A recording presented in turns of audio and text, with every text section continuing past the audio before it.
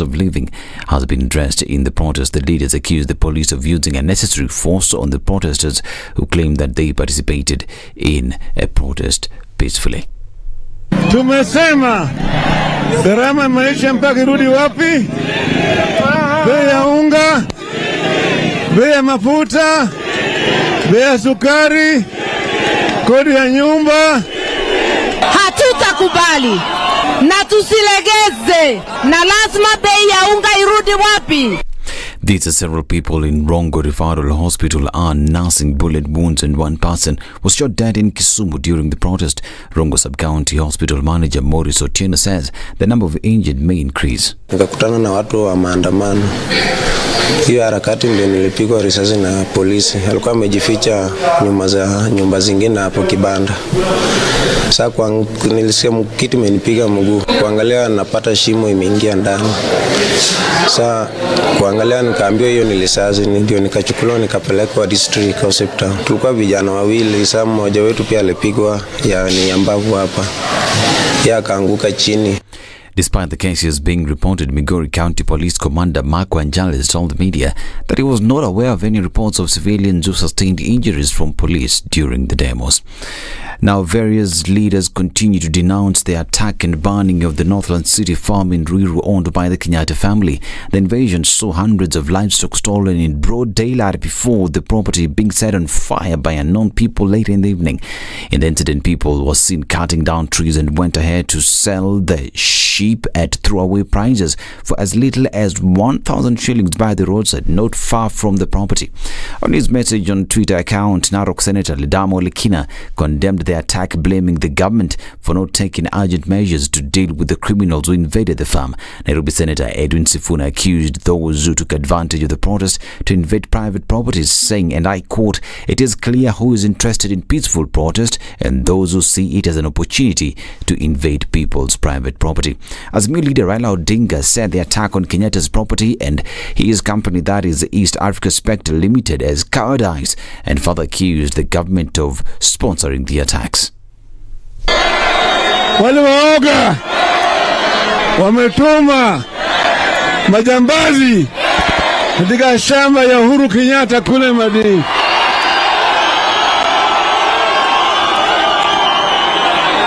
Hello.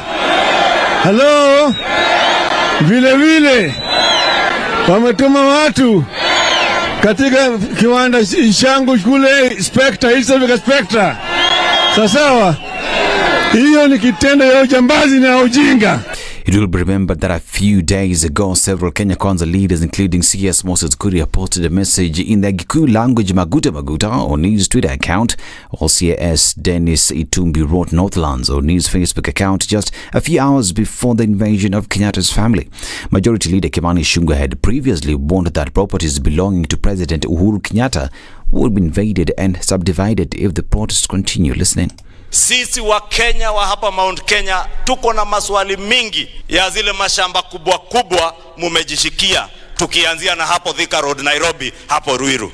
Mali ya Mkenya ikivamiwa, hata hizo mashamba zenyu tutazivamia, na wenye hawana mashamba wapate mashamba Kenya hii. And that is my message to none other than Uhuru Kenyatta, the sponsor, sole sponsor, singular financier of Azimio, and the machinery that is Raila Odinga. Now, Brookside Dairy Factory and Peponi School are some of the assets found on the estate. Northland City is also scheduled to have a commercial, industrial and agricultural investment area. Now, religious leaders in Kibra are today expected to hold an emergency meeting to face the hostility that has been witnessed throughout the night after the protest yesterday. Fierce clashes started early yesterday between two groups, one group appearing to support the security officers who are facing the protesters. However, the situation changed in the course of the night as the police officers withdrew and left the groups to fight, especially in Karanja and Olympic areas. The violent situation has made journalists unable to access the area, with residents warning them against the possibility of being attacked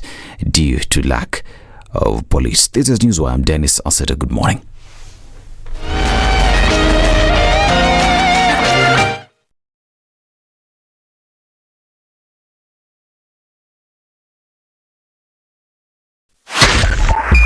.5 Spice FM, Kisumu. The following takes place from 6 a.m. to 10 a.m. every weekday on SpiceFM. If you go out of this country and come back the same person, then you have a problem. Buy land, 1 million. Put it there for 5 years. What's the purpose? It'll have increased in value. No, that's the thing. That's darkness. That's an eclipse. You don't do that. I hope you don't believe that a hustler is a poor person or that all hustlers are poor. I've seen that conversation. Tell us, who is a hustler? Who's a hustler? Hustler is a person who is making a living through hard work. Corruption in Kenya is a political accusation. The people who are actually corrupt are not pointed fingers at. Kenya is not free. Kenya imeshikwa na mateka. It's under siege. Have you seen that lodge on Nyeri Road? Very high fence. You can't even Windows sleep inside. up near the ceiling. Yes. And if you walk that midnight, you see bats the size of cows. And when it rains, it doesn't rain on that building. Yes. When you're at All Saints and it's raining, it doesn't rain on that building. The things people will believe. The Situation Room, Kenya's biggest conversation. The man who looks at a beautiful girl and doesn't talk to her will end up serving lunch at her wedding. Aya, City. Do you like that? My father has killed a mouse. Will he fail to kill a man? Ameua panya. Small mammal, big mammal. Mtu atamshinda. I mean, I don't understand. What are they saying? How are we comparison? I mean, you kill a mouse. What are they saying? What they're saying is, my father has killed a mouse. Will he fail to kill a man? Name, surprise. Someone's name. The name surprised you? No, the name is surprise. No, what am I saying? I'm from Nigeria, man. I met somebody called I Believe. So See? Your name is I Believe? Yes, my name is I Believe. But that's the short form. I said, excuse me? I said, yes, my name is I Believe. So what's the full name? I believe in the goodness of God. The Situation Room, Kenya's biggest conversation. Good morning, and just like that, on a normal day of traffic, Jogo Road has already started to build up. We're looking at traffic going out towards Landis and then into the city. On the Thika Superhighway, we're also seeing some of the same action. Coming in through the ward towards the Pangani underpass is where you see the most of it for now, but apart from that, not too much. On the northern bypass, a little bit of traffic here and there. It's also building up coming out of Westlands. Coming in from Limuru Road, we see some traffic as well. We're going to see some on North Airport Road going out towards Outer Ring. It's just about the size of it for now at a few minutes after 6 o'clock. Let's see what Tuesday pans out to be. Where are you? Where are you going? Are you stuck somewhere? Are you finding a good route? Talk to us this morning on SpiceFM KE on Twitter.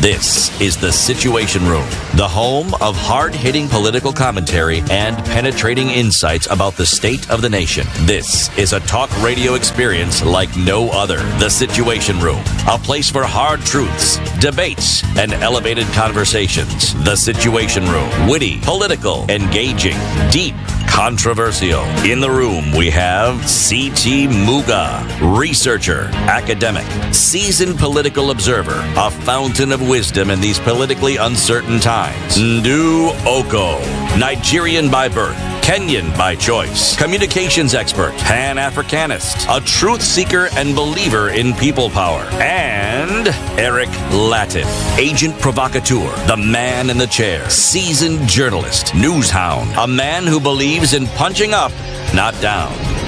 This is The Situation Room, the only way to start your day. Good morning. Welcome to Tuesday, the final Tuesday of March 2023. This is Kenya's biggest conversation. It's The Situation Room. Ndu? Huh? Did you give a traffic update? Yes, I did. What did you say? I said there was traffic. Repeat. Hakuna bed, hakuna hizo vitu. There are people who didn't hear. There are people who didn't hear. Ednah. Yeah. Did you hear?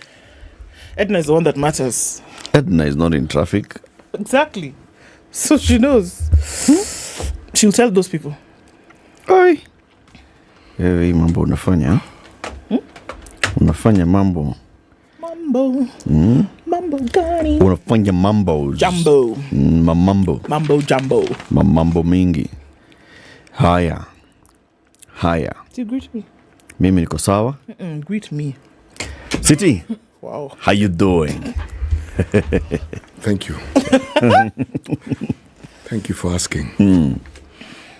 It is at this juncture. My soul is troubled. Oh my goodness. Yes. Do you need a hug? This one, the thought of a hug is adequate. Because the turn of events in this country are the sort of things that prayers are made of. You pray that you do not see such things. Because what has been set in motion is, to say the very least, disturbing. Violence of any nature, irrespective of who perpetrates, is wrong. Now, when you have a situation where there's narrative back and forth, the security forces are being blamed, Raila Odinga is being blamed, the deputy president's name is being mentioned.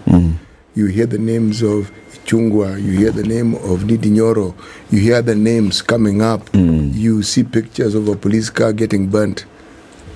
It is no longer at ease. No. No longer at ease. No, my soul is troubled. It's very, very troubled. Yes. Pole City. Pole. Tutaongelesha. Today we'll talk to them. They didn't hear yesterday. Ndu? How are you? Fine, thank you. Yeah. Okay. That's good. That's very good. So that hair can become like that, and then it can also become like the other way. This thing of just changing your look like that is not... It's not what? You don't fear. Fear woman. Hey, my friends. Hey, okay. Well, I'm fine as well. Thank you very much for not asking. I've been asking you since you've been doing like beans. Eric, how are you doing? I've been asking you, you've been doing like beans. Okay, how are you? Like beans. Like beans. Let me tell you what we'll be discussing today. 7 a.m. So Kenya Airways released their financial year 2022 results yesterday, and the losses that they made, 38.3 billion shilling loss. What does that mean? But Alan Kilavuka, the CEO, was upbeat, saying, okay, yeah, there were reasons why this happened, but next year it's going to change. Now, he will be joining us at 7 o'clock to tell us what is this that's going to change next year and what led to this kind of performance last year. Okay, that is the 7 a.m. conversation. Alan Kilavuka, Group Managing Director and CEO of Kenya Airways. At 8 o'clock, we are going to talk to our friends at Kemri Wellcome Trust. And Professor Edwin Barasa is the Deputy Director at Kemri Wellcome Trust Research Program. He will be here with us at 8 o'clock to talk about the economics of health financing in Kenya. Is it practical to use NHIF as the vehicle for universal health coverage? Is it? Is it not?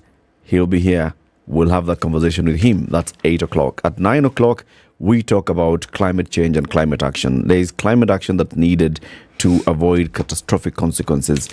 And Patricia Nyinguro is a climate change scientist and a principal meteorologist at the Kenya Meteorological Department. She will be here alongside Cromwell Lukrito, who is an agricultural meteorologist and lecturer and researcher at the University of Nairobi. Both Patricia and Cromwell will be talking to us about why scientists are pushing for immediate climate action. And what does immediate mean? So those are the conversations to have when? Today, this Tuesday morning. We are already live streaming on SpiceFM KE on Facebook, as well as YouTube. Are you online? Would like to know where you're tuned in from this morning. Would like to know how your day was yesterday. Please let us know. After we take a look at this weather forecast, we are going to do what? We are going to acknowledge your presence.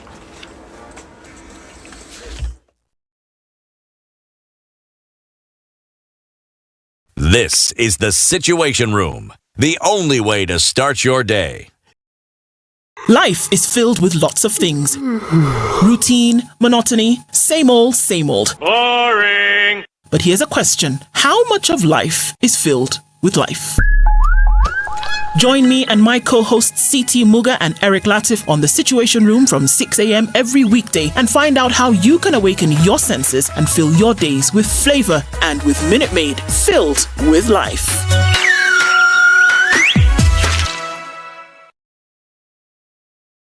I'm sure you're wondering how you can spend less and get more as we approach the Easter period. Well, the Standard Digital e-paper has a solution for you, and it's the half-price Easter special. For all news and entertainment buffs who look for a credible source of information and content they love, well, this one's for you. We're offering you a chance to pay half for the full story and all the extras. Instead of 6,199 Kenya shillings, pay 3,099 Kenya shillings and stay on top of what is happening across the globe. At your own convenience, for less. This incredible offer is valid till 30th April 2023. Subscribe now. Visit epaper.standardmedia.co.ke and enjoy the half-price Easter special. Get the full story all year long. Only with Standard Digital e-paper. Standard Digital e-paper. Tap tap, just how you like it. 17 degrees and mostly cloudy conditions in Nairobi this morning. Highs of 23 and lows of 14. It's cloudy at 15 in Nakuru. Highs of 24. And we'll see lows of 15 today. 15 is what it is in Nyeri this morning. It is mostly cloudy. Highs of 25. And we'll see highs of 23 in Eldoret, coming down to lows of 13. It's mostly clear at 27 in Mombasa. Highs of 32 and lows of 26. And at 26, it's clear in Malindi. Highs of 31. 19 and partly cloudy in Kisumu. Highs of 27. And we'll see highs of 26 in Kakamega, where it's cloudy at 16. 20 and heavy thunderstorms in Kampala this morning, going to highs of 26 through Tuesday and lows of 19. And it's clear at 26 in Dar es Salaam, highs of 29 and lows of 24. 12 degrees and cloudy in Johannesburg, highs of 21 and lows of 12.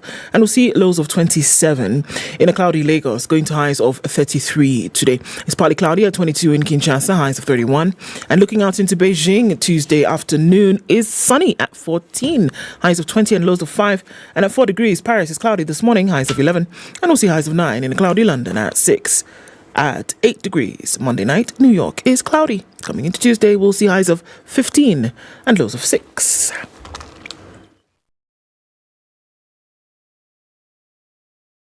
Mature, intelligent talk every morning. Spice up yourself.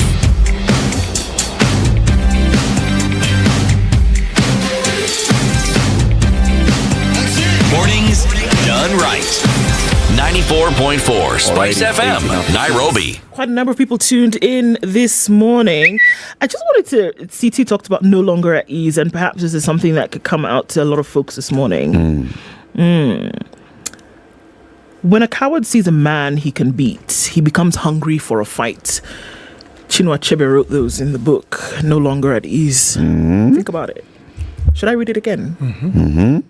When a coward sees a man he can beat, he becomes hungry for a fight. Nice. Seth Odiwar Owiti says, good morning. Oyugis is already tuned in, condemning the impunity and excessive force used by police on peaceful protesters yesterday. He said on Thursday, same place, same time. Okay.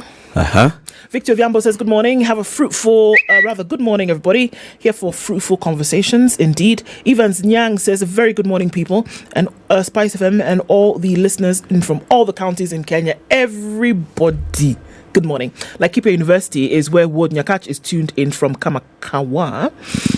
And he says Kenyans should be aware of politicians who plunge our country into political turmoil. Where are we heading as a country? Wow. Good morning, folks. Tuning from Kisumu as always. In this country, a time will come when the poor will have nothing to eat but the rich. I'll say that again. In this country, a time will come when the poor will have nothing to eat but the rich. We should reach that level. A lot has been done to repair systems before then. Let me understand the statement. The only thing left to eat will be rich people. Yes, if you disturb me, I'll eat you. Okay. Got it? Got it. Andrew Franklin says, Spice FM KE, not a great morning after viewing yesterday's events. Stand by for KDF security deployment into and around Nairobi, even as National Assembly stands mute. Silence is complicity. On the other one. Indeed. Okay, lots of people weighing in on these issues this morning. Tony says, good morning, people. It is no longer at ease. Kaiser says, good morning. Good morning. Terrible scenes yesterday. Let's hope all will be well. Things fall apart, according to Owen Odur. Tuned in from Tala, that's where Brian Gishana is. Furaha, I love that name. Furaha Kalama says good morning. Misho Moroni is where John Ruri is, tuned in from this morning. Robert Lubogo is also in Mombasa. Good morning, tuned in from Kendu Bay in Homa Bay County. Sad for our country as painful leaders' words of attacking Huru's farms come true. Wow. Monish Janas is tuned in from the Philippines and says good morning. Hey, everybody, sad this morning. Atieno says good morning. Congratulations to our Provost Sami Wainaina on his new posting in London. Indeed. Baba Brittany, say hi to Brittany, says good morning. God is great. Breathing today is a gift from God. Indeed it is. Martin Mafula Mabusi is tuned in. John Wakiriani is tuned in. Martin Mafula is also tuned in. Gosh, a lot of people online this morning. Everybody. I see you all. Asante sana for joining us. Welcome, Kilamutu. City? Yes. We are in the country of DRC. La. Okay. An interesting country, this DRC. It is. Absolutely so. Okay. Right. Do not dispose the monkey's tail before it's dead. Do not dispose the monkey's tail before it's dead. Why? What do you think will happen? Well, if the monkey is alive, the tail will still wiggle. So the tail is the indicator the monkey is alive. Yes. So if you decide that you haven't ascertained that this particular monkey has actually died and you dispose of it, what do you think will happen? You tell me. So it will be alive. The monkey will be alive tailless. Alafu. It won't have a tail. Remember, this proverb is not talking about disposing of the monkey. It's talking about the monkey's tail. And it's not talking about disposing of the monkey with the tail. It. Do not dispose the monkey's tail before it's dead. Yeah. Yes. To me, it sounds like they've chopped off the monkey's tail already. Whatever they've done with the monkey, you can only guess. Probably eaten it. Of course. So why are they telling us not to dispose of the tail before it's dead? So it's still wiggling. Be sure that something is completely finished before you dispose of it. There's a proverb that I read from the same country, which is fairly similar to this one, where they say, do not slaughter a calf before the cow. Essentially, they're saying, don't let the cow see you slaughtering the calf. Yes. So if you are going to dispose of a tail, you have to cut it off first. And essentially, they're saying, make sure this monkey is dead before you cut off its tail. So what's the significance of the tail and the monkey? And why is it important that this monkey you must ascertain that the monkey is dead? Yes.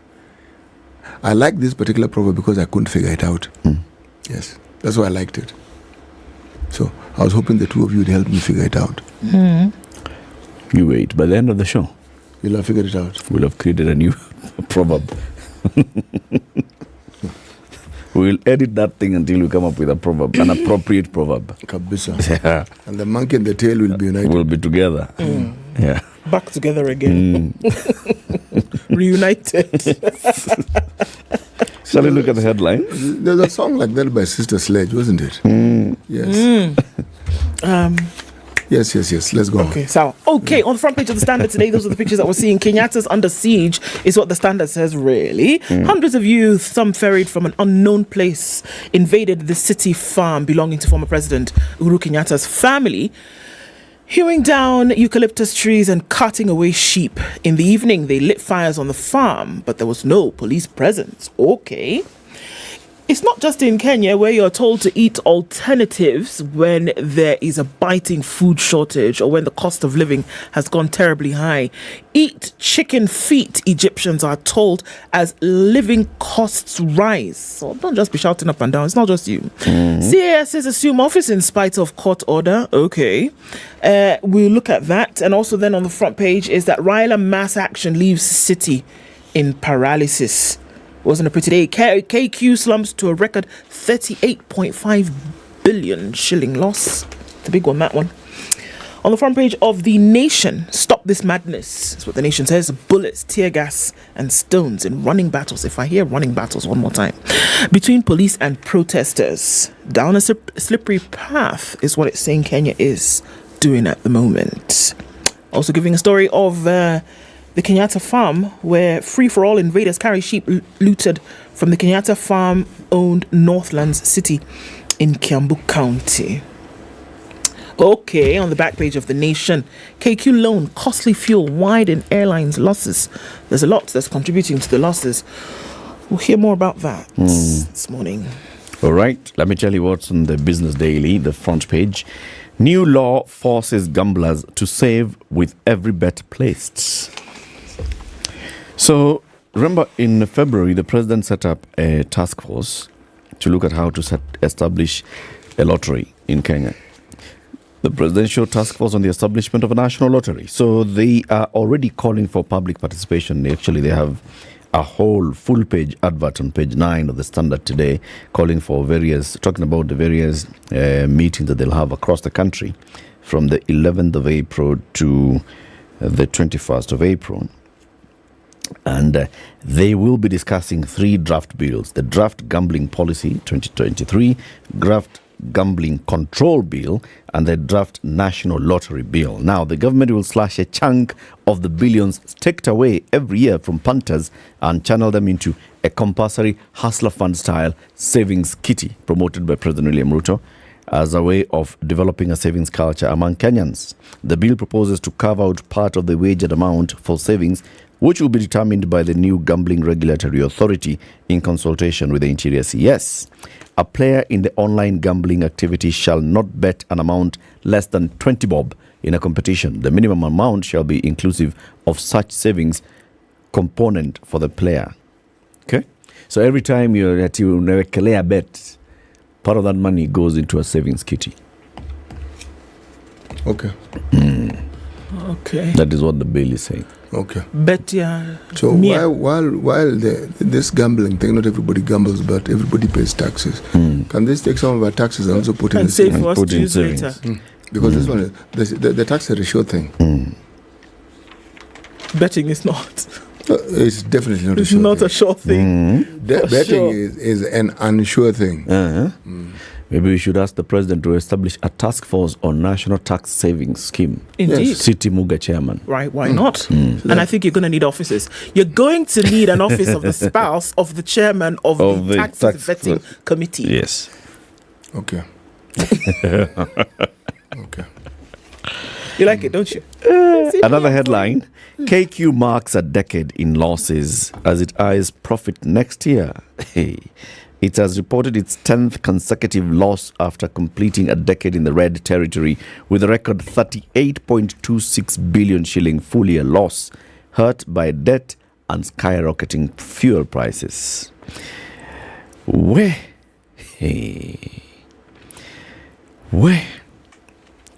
Okay. So the loss in the previous year was 15.87 billion. It has more than doubled to 38.26 billion shillings for this financial year. And the CEO, Alan Kilavuka, will be here with us in the next hour to talk to us about this. The ticker headlines of the Business Daily. First state-to-state fuel import cargo to arrive mid next month. There are 3 companies that have been given the contract of actually bringing that mafuta. You see, the Saudi Arabia and Dubai and the other which one is it? Is it Bahrain or it's Qatar? Qatar. They have said mafuta iko kujeni mchukue. Now we have to get our companies to go and kuja mchukue.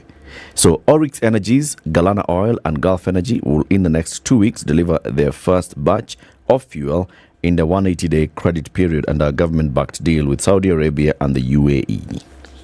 All right, another headlines. The UAE topples China as top import source on costly fuel.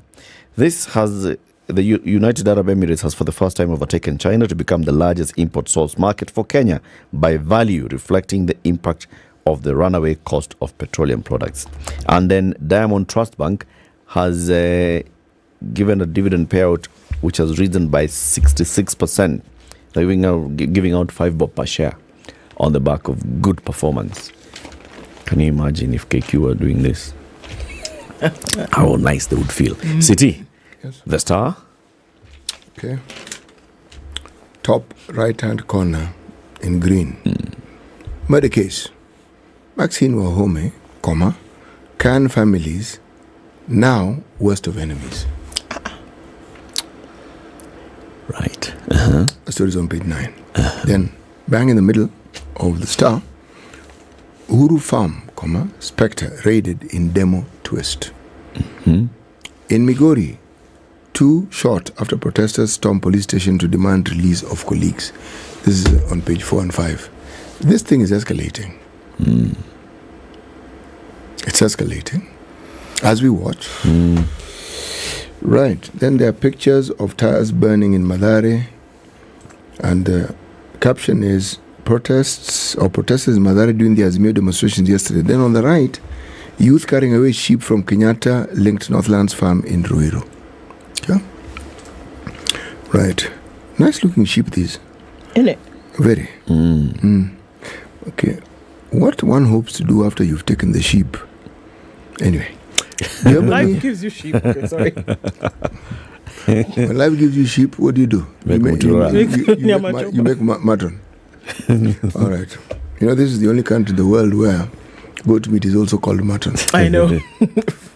What is goat meat called? Goat meat called? Called goat meat. It's called goat meat. Yes. So mutton is sheep. Sheep. And molo lamb is sheep. Sheep. So lamb is sheep. It's just specific. Mutton is sheep. Yes. And goat is goat. Goat is goat. It's and cow is beef. Yes. Why don't they give something for all right. goat? What's camel? Camel is camel. Exactly. Donkey. Donkey. That's the point. I don't know. It's just like deer is venison. I don't ask for donkey meat in a butchery. I don't know what do you call it when you ask for donkey meat? No, you don't ask. They just give you. You ask for beef. You ask for beef. They give you donkey beef. You wonder why this guy is being generous. They give you a nice chunk. And this thing looks a bit strange, but it's quite gamey. Okay, let's take a break. It's 28 minutes to 7. This is Kenya's biggest conversation, the Situation Room. We call this the Minute Maid Break because you need to do like that. Yes, every so often. Maybe you're beginning to get stuck in traffic. Just do like that. Minute Maid is good for breakfast, it's good for lunch, it's good for dinner, it's good for all the in-betweens. This is the Situation Room, the only way to start your day. Life is filled with lots of things. Routine, monotony, same old, same old. Boring! But here's a question. How much of life is filled with life? Join me and my co-hosts CT Muga and Eric Latif on the Situation Room from 6 a.m. every weekday and find out how you can awaken your senses and fill your days with flavor and with Minute Maid filled with life.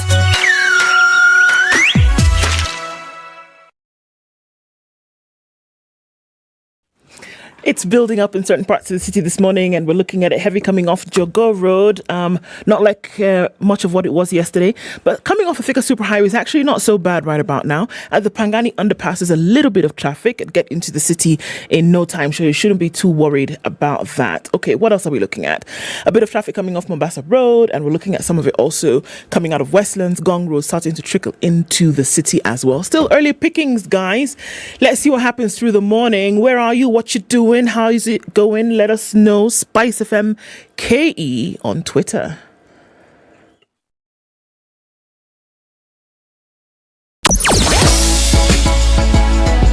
Sugar and spice and everything nice. SpiceFM. Spice up your life. Mature, intelligent talk every morning. Spice up yourself.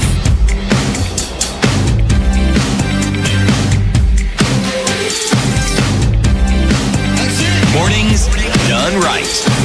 94.4 Spice FM, Nairobi. Yeah. Okay, so many things going on, right? So let's take a look at this Kenyatta under siege. It's a story we can't run away from it. So what happened really? Hundreds of youth, some ferried in from an unknown place, then got into the Kenyatta family farm, and then they took away, trees, cut down trees. They took away sheep. In the evening, they lit fire to the farm. There was no police presence. There was a lot of hullabaloo around that yesterday. I mean, no coincidence that it happened on the same day as the mass action in different parts of the city. This was early, late morning that we saw this happening. It's being called an unprecedented act. Hundreds of people invaded a parcel of land associated with the family of former President Uhuru Kenyatta in Kamakis along the eastern bypass in Nairobi yesterday. Armed with crude weapons and unrestrained, they spent the better part of the day inside the Northlands farm, felling trees with power saws, lighting fires and looting. It's said in scenes which sent shockwaves across the city, reeling from the violent protests staged by Azimio supporters, the goons carried away sheep on their shoulders, loading them onto waiting cars and motorbikes. For the 2 hours that the nation monitored the situation at the farm, police did not show up.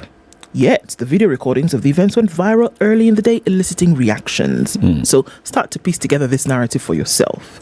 Some youths attacked the journalists who were filming the proceedings and damaged their vehicle when they discovered that they had cameras. Attempts by a reporter to interview the youth infuriated them further, and they asked the crew to leave or face dire consequences. We know you journalists, they said, you pretend to be with us, but then you will eventually turn against us, and we are not going to accept to be interviewed or be filmed by anyone. We ask that you leave here immediately or you face dire consequences, shouted one of the youth. All right. Standard Group journalists also escaped unhurt after the driver sped off, sensing danger. They'd spent 2 hours patrolling the area where they witnessed the youth fell trees, burn vegetation, cart away sheep, and behave in a manner that looked like they were demarcating the land. So this went on for some time, and then later on in the evening, we saw the fires that were set. And then through the day, of course, the speculation was rife as to what exactly was happening. On the other side, Perspectra. On the other side, which is close to us here. Yes, just here. We also saw a similar thing happening where the word of the day yesterday was goons. Goons also attempted to or partially broke down the door of the Spectre industry here behind entrance, right? It is not clear what they did when they were inside or how long they were there, but it was just interesting that we know Spectre belongs to the Raila Odinga family and the Northlands farm belongs to Kenyatta's, and the speculation again that Uhuru Kenyatta and his family plus their funding is what has been funding the Mandamano protests, and that there was a strong message coming out that this must stop, and this was a message to Uhuru that this must stop. So can we see now how all of this is coming together in terms of speculation? Because if you burn eucalyptus trees and cut away sheep, that's supposed to stop funding. No, you're hurting somebody. You're sending a message to the possible funder that, look, man, we see you, so stop it. And the trees and the sheep played what part in this funding? Maybe it's collateral damage, but it's going to hurt you a little bit in terms of an investment that you've made. I do. Where are you going with this? You see, if it is goons, as it is being reported. Goons. Goons, yes, goons. Meaning the people who cause mayhem. Yes. Then why don't we just spread that label widely and be democratic about it? When people burn tires, goons. When they torch police vehicles, goons. When they throw stones at police and vandalize shop, goons. So, how do you differentiate between people Goon A and Goon B? Yes. Goons are goons. Yes. There's a difference between protesters and goons. Protesters are those who are out there speaking and sending their message by peacefully picketing, demonstrating, walking the streets, protesting. Those that torch a police vehicle or hurl stones at a passing car. There's a photo here in the Standard of a vehicle that was really badly damaged in Mathare. Police officers standing next to a car whose owner was attacked and his belongings stolen in Mathare 4A slums of Nairobi. Blue vehicle. Yeah. See, these are goons. People who are, lighting fires in the middle of the road, those are goons. Other people who are here, Azimio leader addressing his supporters in Kibra yesterday, they're there, they're surrounding his vehicle, they're carrying twigs, and they're lifting their hands. Those are protesters.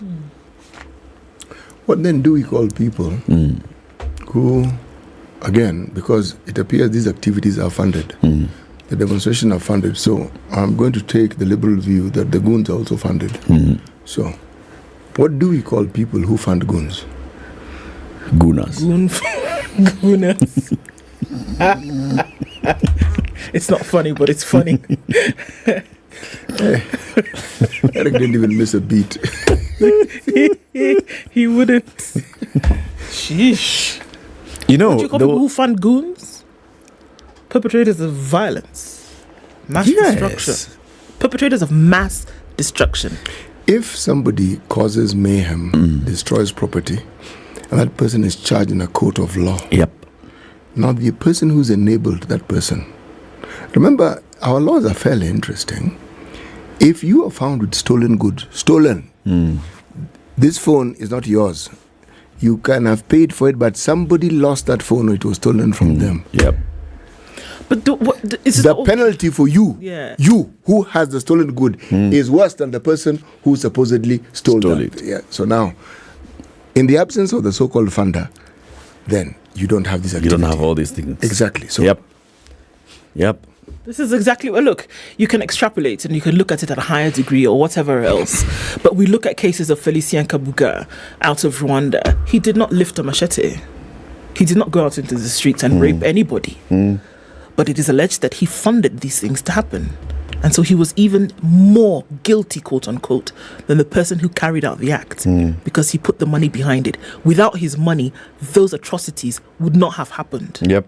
That's just the truth. That's true.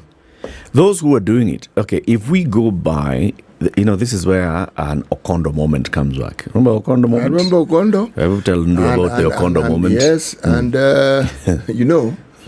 Okondo was a minister. Habenga Okondo. He's one of these fellows who had a knack and a tendency for saying things, genuinely irresponsible things. When you open his mouth, you wonder, now what's going to come out? Yes. Now, there's a gentleman called Alexander Muge. Alexander Muge was an ACK bishop of Eldoret. ACK bishop goes to Busia for some function or the other, and it is reported that Okondo said something to the effect that he would not survive. I am paraphrasing really liberally here. Eric, do you remember what was actually said then? I don't remember what he had. Bishop Alexander Muge was vocal. Remember what we were talking about? Extremely vocal. So he was one of those vocal clerics and speaking about democracy, speaking for the push to democracy, liberalization, openness and of society. And criticizing the then president when he needed directly. Okay? So Okondo had said something like he had warned Muge against going. He had warned him against going and said if anything happens he intimated that some harm may come to him. Yes. That's he intimated. Then you know what happened? There's an accident. Muge dies. Okondo resigned. Oh, wow. Yes, he did. Because you had said, if you come here, something could happen to you. And then something it was an accident. Happens. It was an accident. A road accident. Now, you couldn't really directly pin Okondo to the accident. It was far away from where Okondo was, but the accident happened. And Muge died. Speculation then was rife as to whether he had something to do with it. Okondo resigned. And Wow. I think his political life essentially came to an end. That was it. Now, over the last couple of days, the leader of majority in the National Assembly, who is also the Kikuyu MP, Kimani Ichung'wah, had said something. He did. Sending a direct message to Uhuru Kenyatta and naming him by name. And saying that also, your properties, the way other people's properties are being, your properties could also, something towards that line. Right. And then yesterday happens. What do you think is going to They're going to attribute it directly to that thing that you said. Believe me. And then they will add some. But they said, you said it was going to happen. And it is happening. So you've set it up. 1 + 1 is 2 in the minds of people when something like that is said so publicly. And then with the anger that is clear from that clip that he was speaking with. So when you connect something like that, and then you ask yourself, so who is this who funds goons? You know, Kimani Ichung'wah should be recording a statement. Yep. In fact, what happened? If we were to be fair, anyone during this space who has uttered anything that is close to incitement, not incitement, close to, should be called in and told, sir, madam, Kuja, please come and. But the unfortunate thing is, the narrative that we also see is that the police seem to have taken a few steps back. And one doesn't see their presence in the Northlands. One doesn't. So one asks, so if people invade someone's farm, is that not a matter that should be investigated by the police? This is in which they did. Yes. Destruction of property. It is. Stealing. Not just destruction, this is wanton destruction of property. But the real problem is, what is this narrative? The narrative is that the dispossessed have now come of their own and they are taking action. And they are not waiting for reparations. They are taking it in their hands. And whatever they believe was taken from them, they are taking it back. Okay. Now, when such a narrative is spun, the real problem is, where will it end? This is it. Where will it stop? Yes. What do you think all this sets in motion? Yeah. Okay. So it means, if Uhuru Kenyatta's property, Uhuru Kenyatta and his family, if the property can be attacked, and that's supposed to be considered a well-secured family, anybody who has an even modicum of wealth, you start asking yourself, what stops somebody who thinks that they are poor and have too much? What stops them from coming to my compound and invading it? If you're talking about a message, a narrative that spreads fear, this is it. Yeah. And it's genuine fear. I see it in a different way, though, City. Yes. I see this, and I see that, I know that narrative that started coming out immediately. Oh, now if people can invade Uhuru's land, you know, what would that imply? What would that mean? Where would this stop? And I remember about 2 years ago, the same kind of narrative being spread. Remember, Hustler dynasty narrative.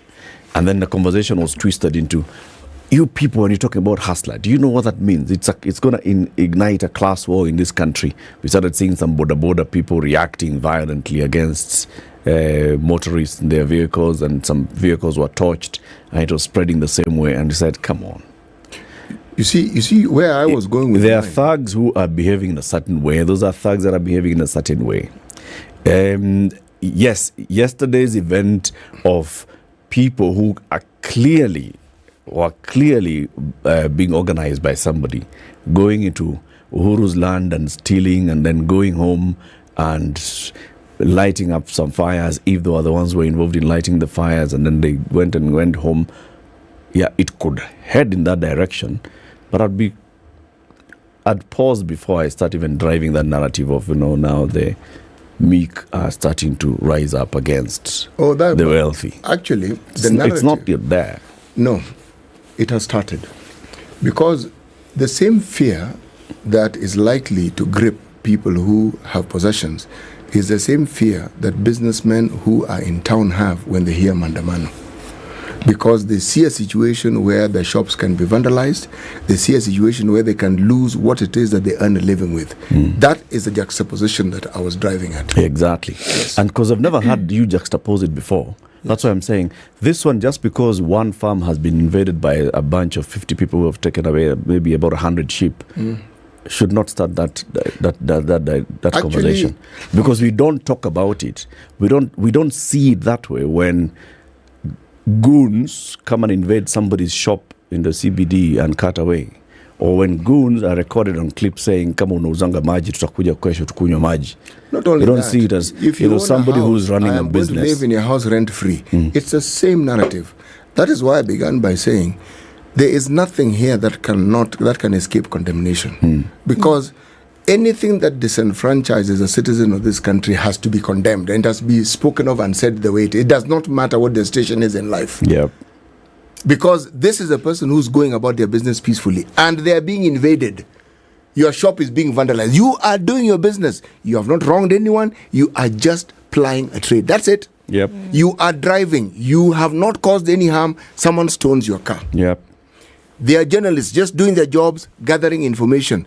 Your vehicle is stoned, you are threatened. Now, you see, I am looking at all these things not in isolation, and I always look at history and how things which eventually become terrible they began innocuously.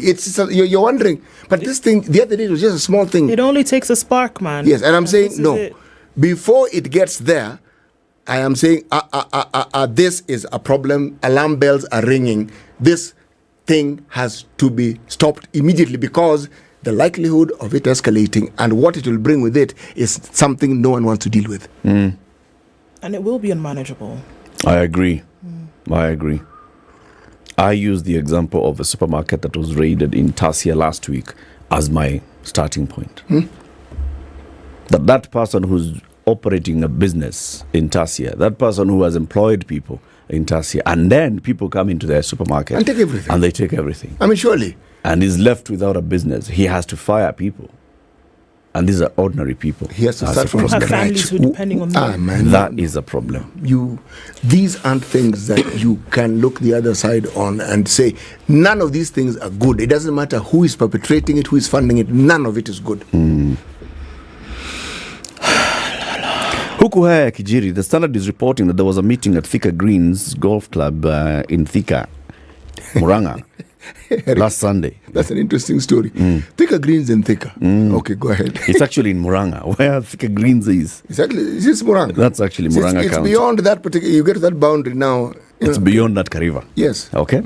So, over 100 leaders drawn from Mount Kenya convened at Thika Greens to discuss regional support for the Kenya Kwanza administration against planned opposition protests. The Standard is reporting that the meeting brought together 5 governors, Irongo Kangata of Muranga, Anwaigoro of Kirinyaga, Kerry Badilisha of Nyandarua, Susan Keheka of Nakuru, Cecily Mbarire of Embu. It also brought in Trade Cabinet Secretary Moses Kuria, Kuria's Lands counterpart Zachary Njeru, Principal Secretary Mary Mudhoni, Chief Administrative Secretaries Elijah Gitonga, Dennis Itumbi, John Mushiri, Kate Warogoro, Amos Chege, Bishop Margaret Anjiro, Beatrice Nkatha.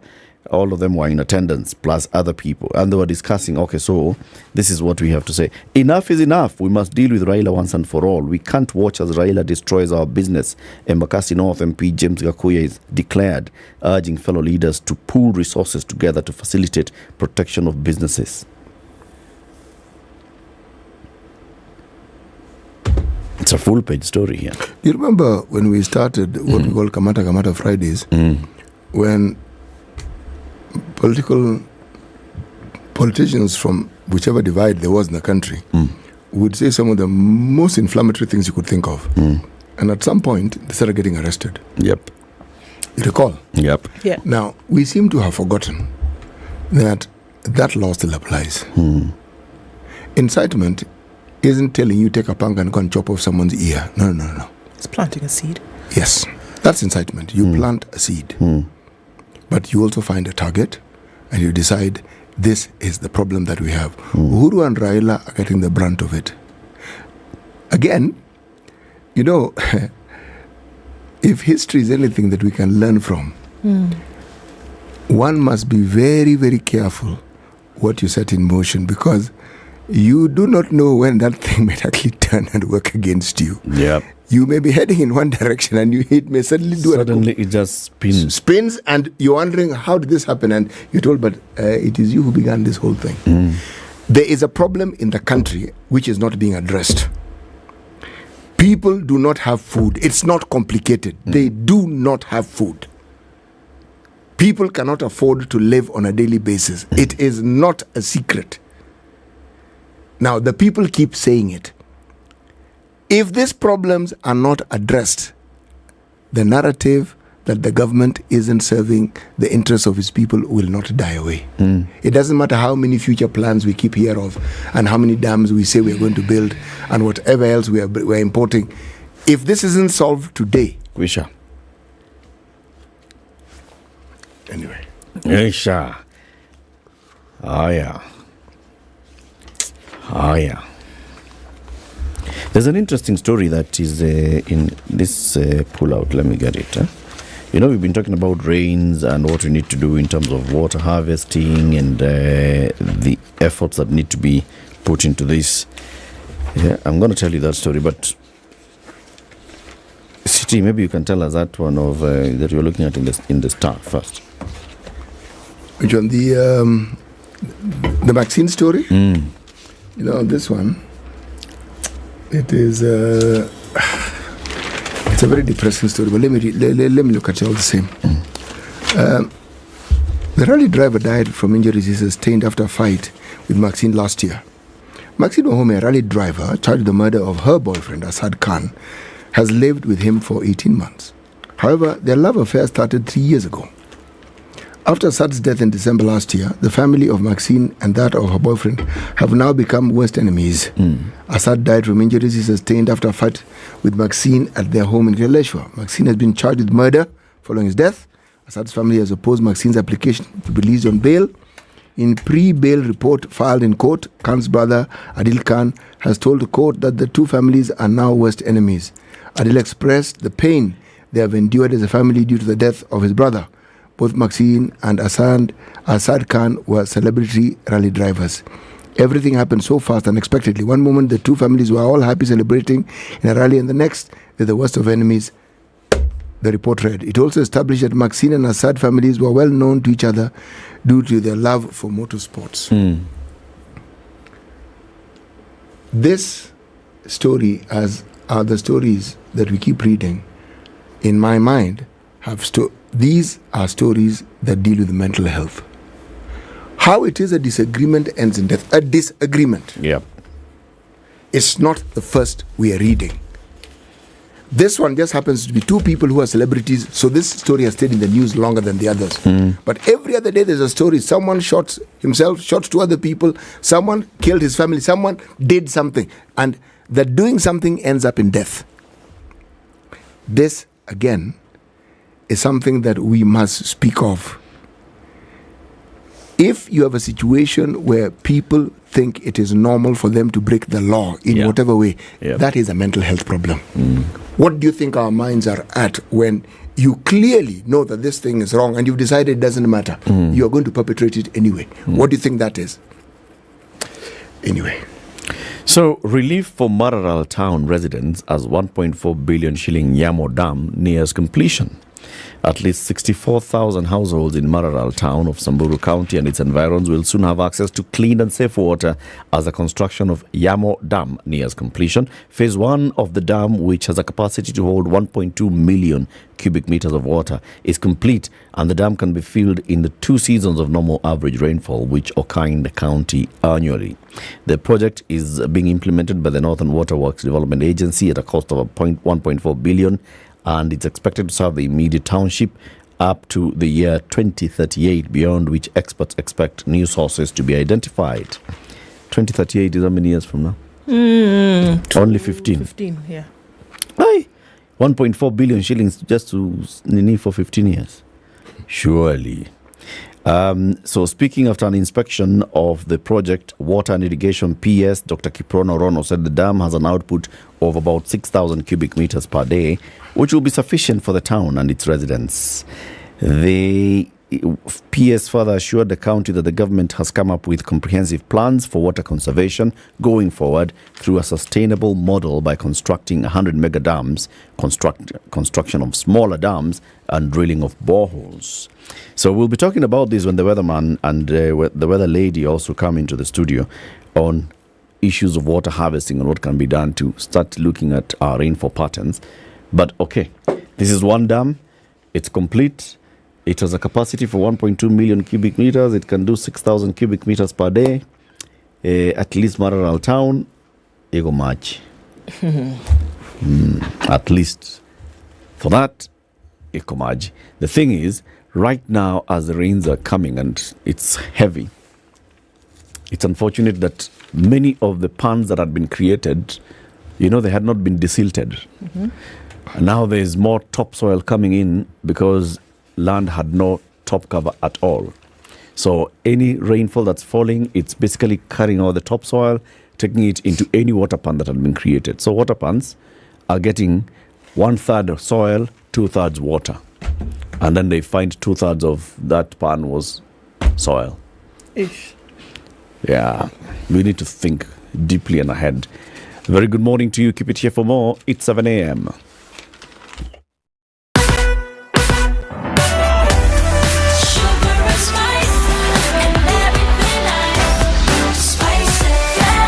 spice up your life.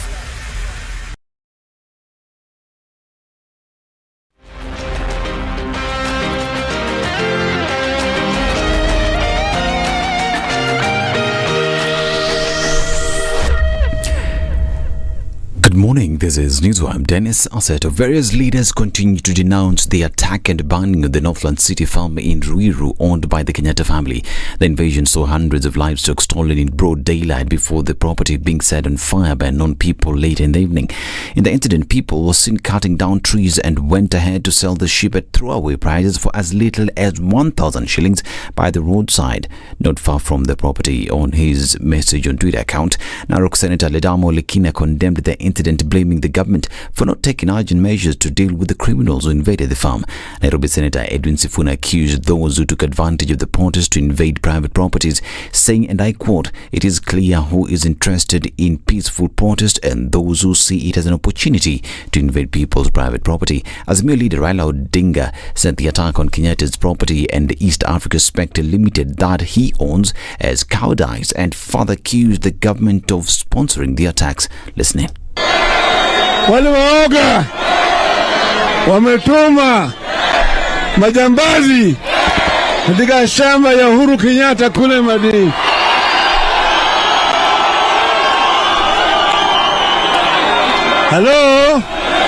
Halo, vile wametuma watu katika kiwanda changu kule Spectre, East Africa Spectre. Sawa.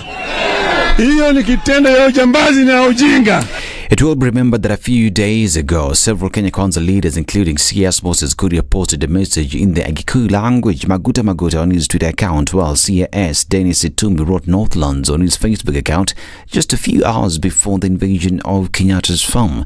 Majority Leader Kimani Ichung'wah had previously warned that properties belonging to President Uhuru Kenyatta will be invaded and subdivided if the protests continue. Sisi wa Kenya wa hapa Mount Kenya tuko na maswali mingi ya zile mashamba kubwa mumejishikia, tukianzia na hapo Thika Road Nairobi, hapo Ruiru. Mali ya Mkenya ikivamiwa, hata hizo mashamba zenyu tutazivamia, na wenye hawana mashamba wapate mashamba Kenya hii. And that is my message to none other than Uhuru Kenyatta, the sponsor, sole sponsor, singular financier of Azimio, and the mercenary that is Raila Odinga. Brookside Dairy Factory and Peponi School, some of the assets found on the estate Northland City, is also scheduled to have a commercial, industrial and agricultural investment area. Now, Azimio leaders Raila Odinga, Martha Karua and Jeremiah Kioni have maintained that the Thursday demonstrations are on despite the attempts to access the CBD yesterday being unsuccessful due to heavy police presence. They say the protest will continue until when the high cost of living has been addressed. In the protest, the leaders accused the police of using unnecessary force on the protesters, who claimed that they participated in the protest peacefully. Tumesema gharama maisha mpaka irudi wapi? Bei ya unga, bei ya mafuta, bei ya sukari, kodi ya nyumba. Hatutakubali na tusilegeze, na lazima bei ya unga irudi wapi? These are several people in Rongo Referral Hospital and nursing bullet wounds, and one person was shot dead in Kisumu during the protest. Nikakutana na watu wa maandamano. Hiyo harakati ndio nilipigwa risasi na polisi. Alikuwa amejificha nyumba zingine hapo kibanda.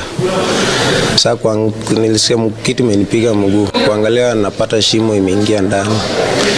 Sasa kuangalia nikaambiwa hiyo ni risasi, ndio nikachukuliwa nikapelekwa district hospital. Tulikuwa vijana wawili, sasa mmoja wetu pia alipigwa ni ambavu hapa. Yeye akaanguka chini. And religious leaders in Kibra are today expected to hold an emergency meeting to assess the situation in the area following the hostility that has been witnessed throughout the night after the protest yesterday. Fierce clashes started early yesterday between two groups, one group appearing to support the security officers who were facing the protesters. However, the situation changed in the course of the night as the police officers withdrew and left the groups to fight, especially in Karanja and Olympic areas. The violent situation made journalists unable to access the area, with residents warning them that the possibility of being attacked due to lack of police. Christians and Muslim religious leaders are expected to visit together the mosque and the PCA church that was set on fire during the confrontation. Likewise, they will hold a peace meeting to calm the situation that has begun to be witnessed in the area. This is Newswire. I'm Dennis Aseto. Good morning.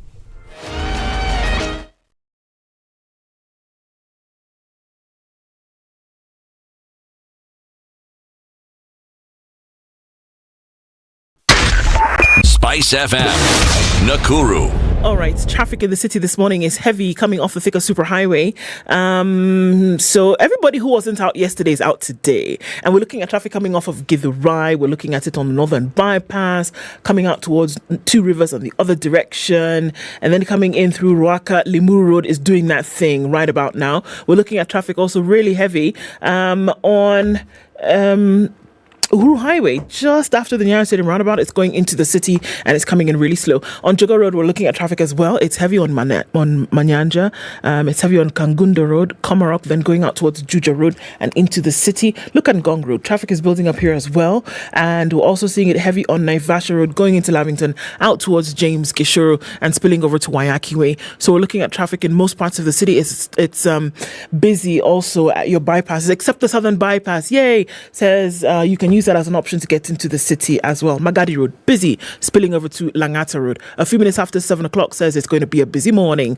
Let's see what's going on in your neck of the woods. Tell us where the good routes are to use this morning, and we'll spread the word on SpiceFM KE on Twitter.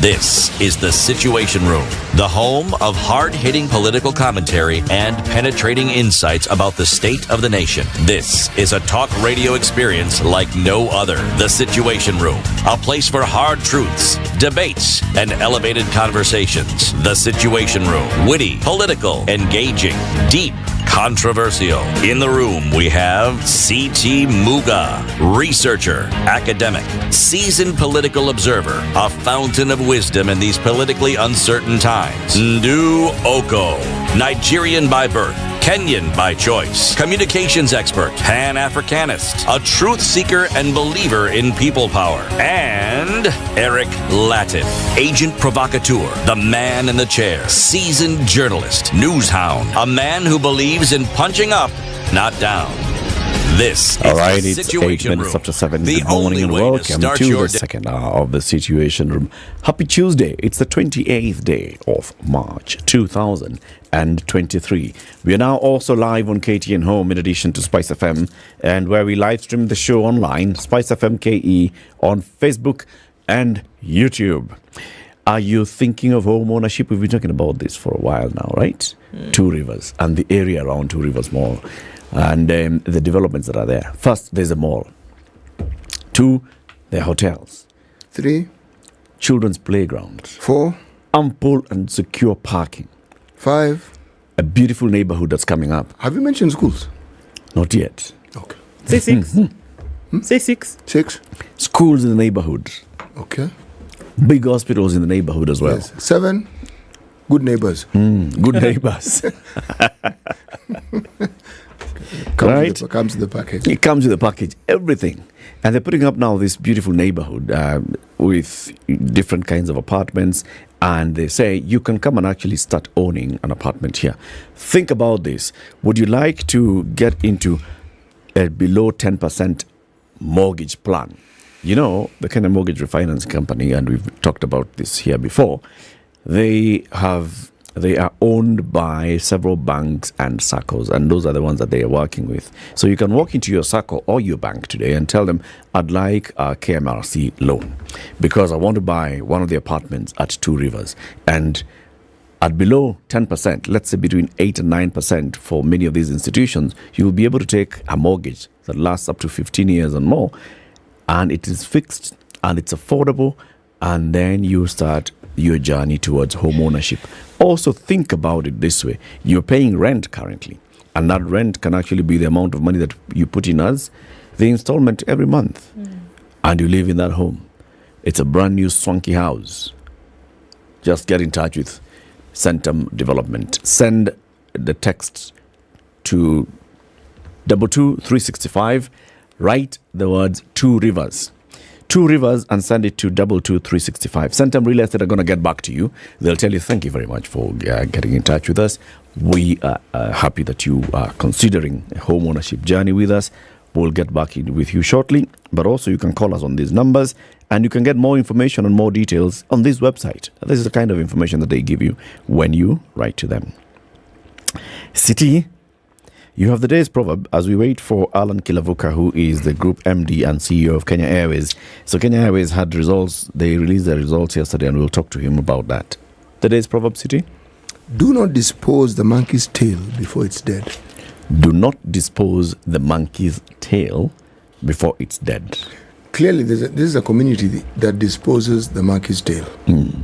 They have use for the monkey, whether it's for eating or for whatever, but they dispose of the tail. Okay? So. I am trying to understand. Do not dispose the monkey's tail before it's dead. It refers to what? The monkey or the tail? It is the monkey. Do not dispose the monkey's tail before the monkey is dead. So here we are assuming that you've chopped off the monkey's tail. Right, and so if the monkey lives, what are you going to do? Sew it back on? It can see what you've done. You face consequences. It'll keep a grudge. Taking its tail, and it's still alive. It will remember you. It'll keep a grudge. It'll see what you've done. If you chop off the tail, does it grow back? Like a lizard? I don't know. I'm just asking. I don't know. No, I think you remain with a stump. Okay. It's not like those other reptilian creatures whereby you cut it off. Mammals don't have that privilege. Unfortunately, no. It becomes a stump. Okay. And so it's the lizards and such ilk that they grow back. What would be the reason for chopping off the monkey's tail anyway? The thing that comes to my mind as I read this proverb again and again, it seems there's a tradition here. You get the monkey, whatever it is you need the monkey for, okay? But you chop off the tail and dispose of it. That's the impression I got. Yes, like it's practice. Yes, it's practice. And then, but they're cautioning you and saying, don't do that before the monkey has actually died. Or rather, before you've ascertained that the monkey is actually dead.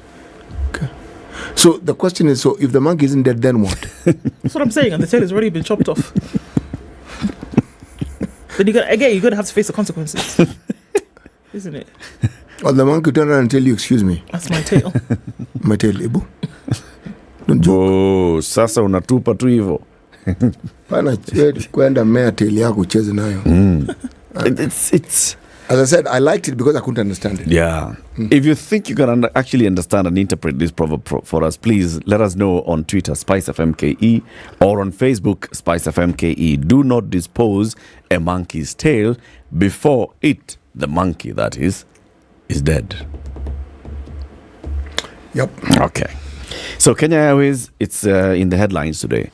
The Standard has it on page 21. The Business Daily has it, of course, on the front page. Kenya Airways has reported its 10th consecutive loss after it completed a decade in red territory with a record 38.26 billion shilling full-year loss, hurt by debt and skyrocketing fuel prices. The national carrier yesterday highlighted the scale of the turnaround task ahead when it broke its own record for the country's biggest loss from a listed company. The airline more than doubled its loss from 15.8 billion shillings to 38.26 billion shillings for the financial year ending December last year. The airline has been in the hands of 4 different CEOs in those 10 years as the strategy shifted from expanding fleet size to narrowing it down, and the accumulated losses hit 172.68 billion amid state bailouts.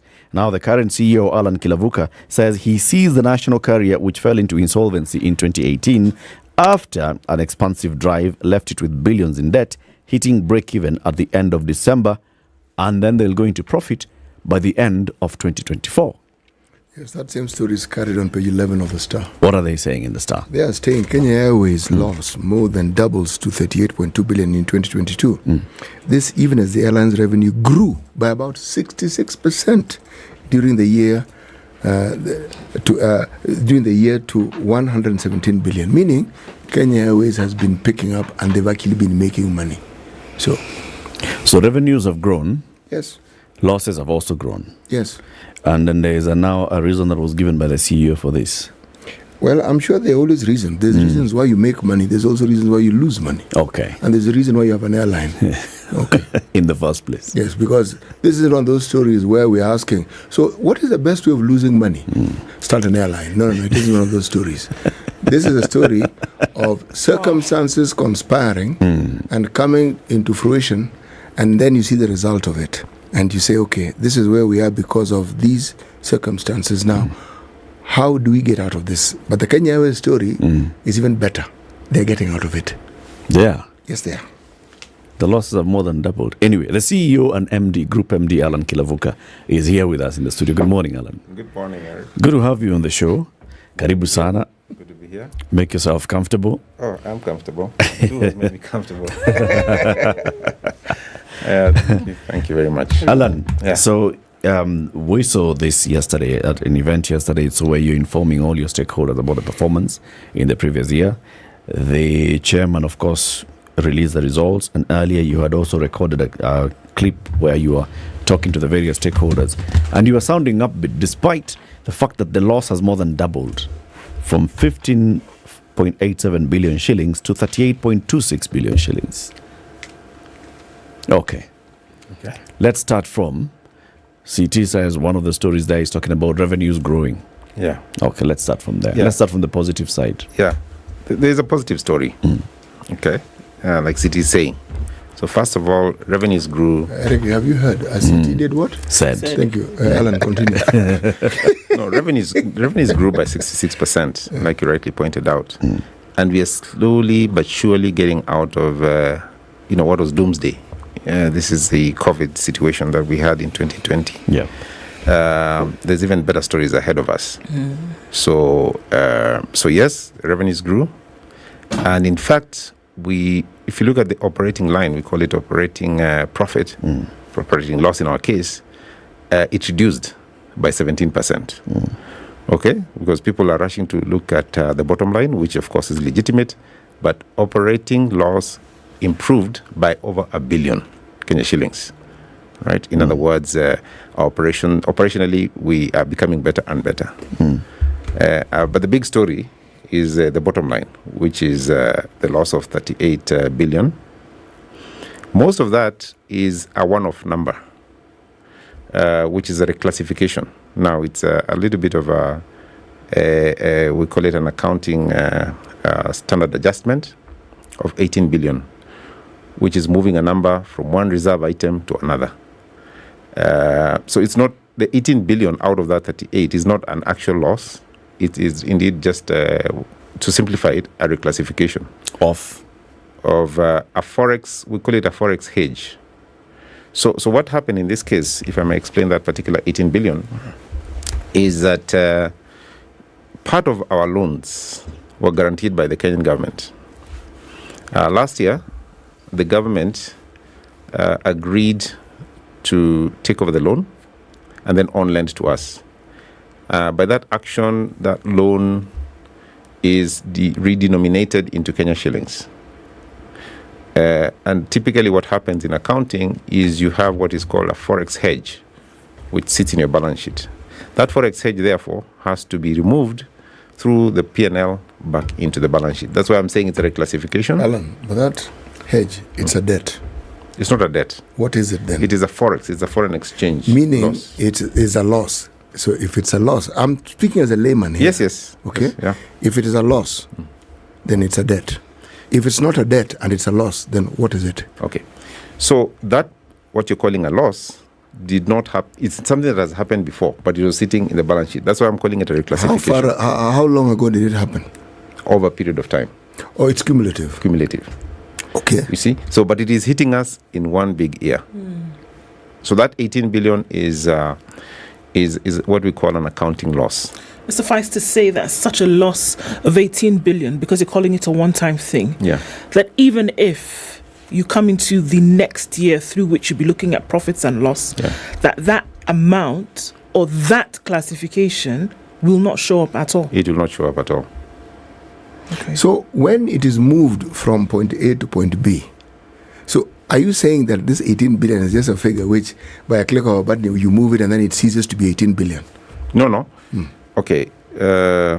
I'm going to try and be as layman as possible. Dumb it down for us. Yes. Because I just think if 18 billion can disappear, I'm going to ask you, how can you make 18 billion appear? No, it didn't disappear at all. So generally speaking, the financial statements have what we call a balance sheet. Yeah. Okay? So sometimes, in this particular case, for example, the 18 billion has been accounted for through the balance sheet as a forex hedge loss over a period of time, like I said. We borrowed in dollars. Yes. Okay. So now the fluctuation of the exchange rate between the dollar and the shilling, does it contribute to this 18 billion? Yes. Okay. And sits in the balance sheet. It has not been over time posted in the profit and loss account. Okay? Because the loan is denominated in dollars. Now, when we are now reclassifying the loan into shillings, we, in accounting terms, they say that hedge is ineffective because you have moved it from dollars to shillings. So now, with that one thing, you have to now move that 18 billion from the balance sheet through the P&L and back into the balance sheet. So it moves from the one side, the liability side, it comes to the asset side. So it moves from one reserve to another. Yeah. So if it wasn't reported in previous times, I don't know how far back one goes. So it means it has been gathering momentum. It has been there. So are we saying that even at a time when Kenya Airways was posting profit, this thing existed? No, because the loan was taken in 2013. Okay. 10 years ago. Yeah. 2014. Yeah. Okay. So then, Alan, looking at that, the element for which, so there's two questions. The element for which the loan was taken, was that realized? Yes. And then did it turn into a profit based on that? And then we're looking at 38.5 billion shillings. If the 18 billion that you speak of then can be understood through this reclassification and whatnot of Forex, what about the 20 billion? Yes. Now that's a question that I'd like to answer because 18 can be explained the way I have. It's a one-off. Yes, of course, 20 is not also a small number. Now, our operating loss was 5.6 billion. Okay, so operationally we made a loss. We need to improve. And then we have something called finance charges, which is the interest that we pay for our loans and other normal forex exchange in the process of business. That's another huge number, which is about 15 billion. So what needs to be done going forward? Because I have promised all the stakeholders, the employees, the shareholders, that we are on a journey to turn around the airline by 2024. And that journey is still real. We believe that we have made all the right decisions, and we're on a journey to turn around the airline by 2024. How is the question? And the first one is what Ndu is asking. We have a huge charge to the P&L that comes out of the loans that we have. So we need to reprofile our loans. We need to reduce the debt levels that we have through a process that we're calling a balance sheet cleanup exercise. Okay, so recapitalize the business, increase the capital of the business, and reduce the debt levels. That way, by that one act, you reduce the charge to the P&L. Then when you go up one step, what do you do to improve profitability? So we made 116 billion Kenya shillings. That's good. But now going forward, we need to go back to more than 2019. We were making 130 billion. Right. And that's what we want to do going forward. And then we have other cost elements. I think last year when I was here, I talked about our lease costs. Yep. From this year, we've managed to, we negotiated last year. From this year, you'll see the impact of our lease cost reduction of 22%. So those actions, including improving efficiency, improving productivity, improving customer experience and employee experience, all those things working together will get us to profitability by 2024. Okay. Yeah. IATA tells us that he's looking at a report that they, were part of after COVID, the period that we're in, tells us that world travel now has come back to 85-90% of pre-COVID years. That's right. How has that affected Kenya Airways in terms of profitability? Yeah. So that's actually another fantastic question. Do you asking very good questions today? Today. So that is indeed true. Now, the making 116 billion is because of exactly what you've said. Traffic is coming back. The first half of last year was quite tough, especially because of two things. One, we did not have enough traffic the first half of last year. Secondly, the oil price was incredibly high. In fact, our fuel cost increased, if you compare year on year, by 160%. The second half of last year is exactly what you said. We saw traffic coming back, pumped up demand maybe, or whatever the case may be. And we've seen that trend continue this year. That is why we're very bullish, because we see the performance that we've had for the first 2 months of this year is better than any 2 months of the first year of the first 2 months of the year than we've had for the longest time, for the last 10 years. So if this trend continues, and we believe it will, we expect to post positive results this year. And like I said, towards our journey of turning around the airline by 2024. Alan, if I just look at 3 years, 2020, 21, and then 2022. So in 2021, of course, you were just recovering now from the complete lockdown of COVID, and you're starting to get back. You made the loss of 15 billion. In 2022, you are now back in operation. You've increased your routes, you've increased your operations, you are like fully back on air. Not fully, we were 68%. 68% back on air in 2022. And then your operating costs went up. Yes. And that's why you're saying your losses also went up by about 5 billion shillings. Our operating loss went down. Your operating loss went down, but your operating cost went up by about 5 billion shillings, which is also contributing to everything else that you're talking about.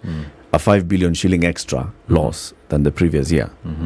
Now, if when you're getting back into operation, you're making more losses, what is it that would happen to reduce that loss? Yeah, so Eric, there are two things. When you talk about losses, there are two elements of costs. There are two elements of costs. One is operating costs or variable costs. The other one is fixed costs. Now, if you are operating at 68% of your capacity, you still pay 100% of your fixed costs. If you're operating at 100% of your capacity, you still pay 100% of your fixed costs. And the reason why, as you increase your capacity and move towards 100%, your loss reduces, is because you're covering a lot more of your fixed costs because of revenue increase. Again, that's why we're saying that we're excited that this year we're seeing the trend headed towards 100%, 90% of 2019, and therefore being able to cover more of our fixed costs.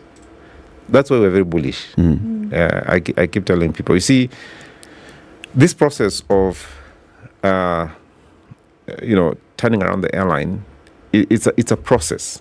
It's not a switch. So it's like a gestation period.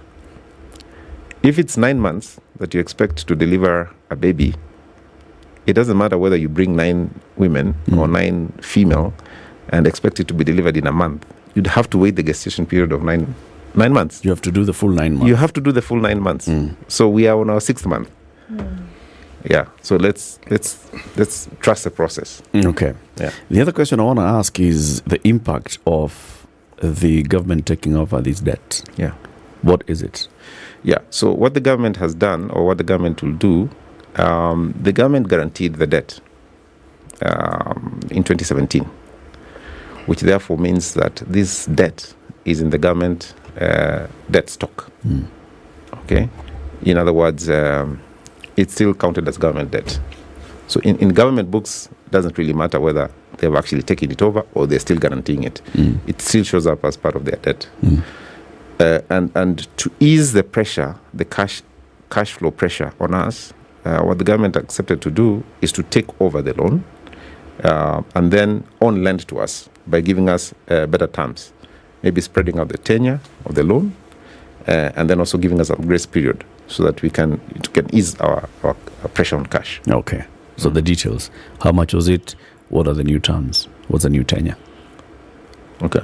The government, the original number was 500, and so 750. There were two pieces of loan. 750. Of course, we've been paying over time. 750 million dollars. Okay.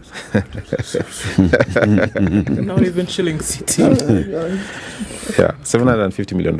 And you see, that is a big number because if you think about it, in Kenya shillings, that's probably about 90 billion. Yep. Kenya shillings. At current exchange rate. At current exchange rate. Of course, we've been paying over time. So the government then takes over the outstanding loan and then converts it into Kenya shillings. So we convert it into Kenya shillings and then on lends to us at interest as agreed between the two parties. The interest from government is probably going to be higher, but the tenure is better and there's a grace period attached to it. So in other words, they give us cash flow relief, and then of course they give us a longer time to pay back. So the only thing that's better here is the term. Yeah. But the interest is higher than... Slightly higher. But it's in shillings. It's in shillings. So it doesn't suffer the yo-yo. Yeah, of currency. Of currency, yes. That's the other benefit. That's the other benefit. The fact that it's shilling denominated. Yeah. Now, the other thing as well, Eric, and I think you've had the government say that as well, is what is urgent and important for Kenya Airways is what we call recapitalization. The truth of the matter is that the company is undercapitalized, significantly undercapitalized, and it has been undercapitalized. What do you mean undercapitalized? So, for company to invest, it needs funding, it needs equity.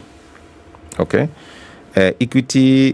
When you have equity in the business, you buy assets which generate income. You buy more planes.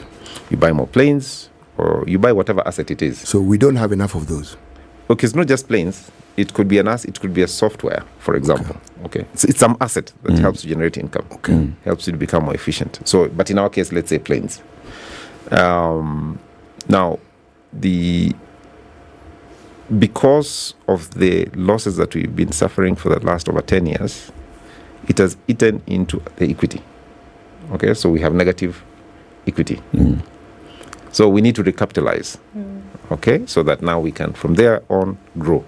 That is why we've been talking about an investor coming in to support the business, capitalize the business, and from there on, we can grow and compete effectively. Next phase of our conversation is actually now that journey. Let's take a break. 27 minutes to 8. Please serve Alan some Minute Maid. I can't imagine. He needs some.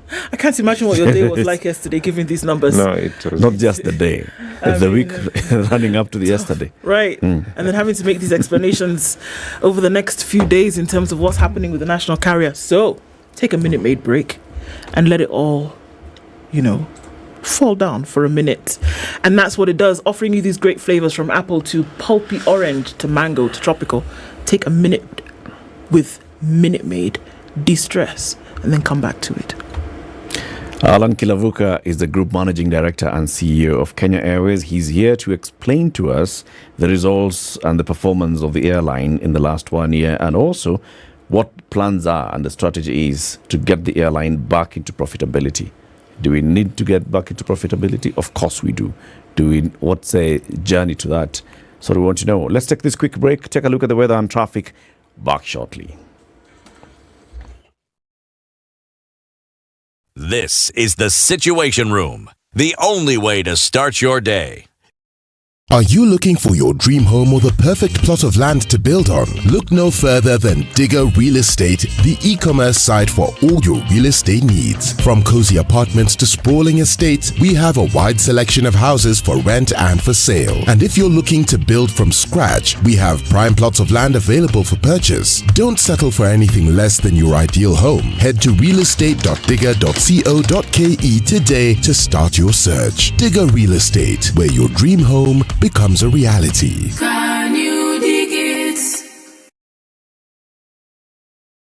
I'm sure you're wondering how you can spend less and get more as we approach the Easter period. Well, the Standard Digital e-paper has a solution for you, and it's the half-price Easter special. For all news and entertainment buffs who look for a credible source of information and content they love, well, this one's for you. We're offering you a chance to pay half for the full story and all the extras. Instead of 6,199 Kenya shillings, pay 3,099 Kenya shillings and stay on top of what is happening across the globe. At your own convenience, for less. This incredible offer is valid till 30th April 2023. Subscribe now. Visit epaper.standardmedia.co.ke and enjoy the half-price Easter special. Get the full story all year long. Only with Standard Digital e-paper. Standard Digital e-paper. Tap up. Just how you like it. Like a it. sprinkle this morning at 17 degrees. We'll see highs of 23 and lows of 14 in Nairobi. It's sunny at 15 in Nakuru and mostly cloudy at 16 in Nyeri. 12 degrees sunny conditions in Eldoret. Let's look into Mombasa where it's sunny at 27 and it'll go to highs of 32. We'll also see highs of 31 in now a rainy Malindi at 27. Partly sunny conditions at 19 in Kisumu, going to highs of 27. And we'll see highs of 26 in Kakamega where it's sunny at 17.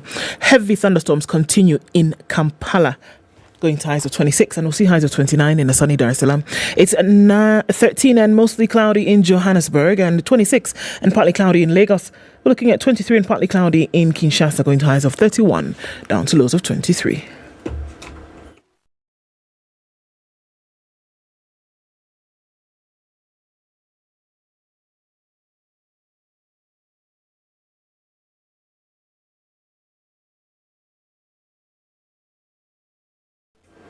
All right, so still heavy in certain parts. We're looking at it now heavier than it was before. Thika Superhighway, we're looking at it coming in heavy from Githurai, and it's bumper to bumper in some parts. Folks are talking about using the service lane, so you want to think about that. Jogo Road, it's live. Kameshikana Kabisa is what we're being told.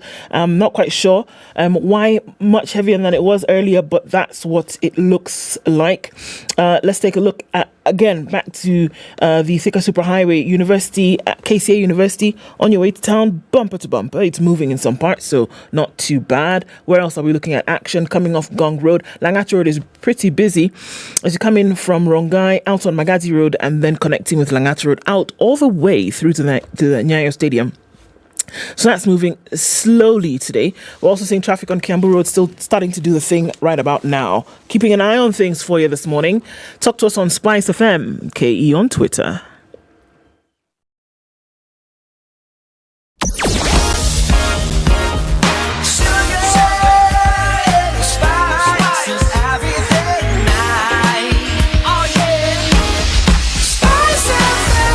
Spice up your life. Mature, intelligent talk every morning. Spice up yourself.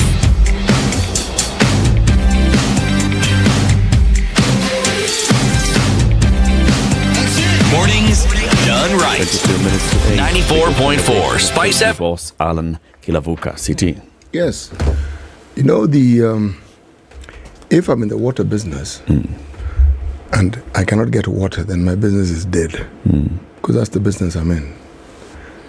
If you're in the airline business, I have to ask, what is it that are considered fundamentals without which, or without the control of which, the business then gets tricky? You know, the airline business is a very thin margin business. In other words, any shift in costs can tip you over very quickly. So what is important for you to watch out is managing costs, Yes. keeping cost on the low, being productive and efficient. So because any change in circumstances in cost will very quickly tip you over. And also, you see, we're talking about big money. I mean, in aviation, or when you talk about billion, it's normal, right? Because the volumes are quite high. I mean, we're talking about 130 billion. How many companies make 130 billion every year? How many companies make 10 million? Yeah. So it's a big it's a lot of money that turns around, and thin margins. Watch your costs.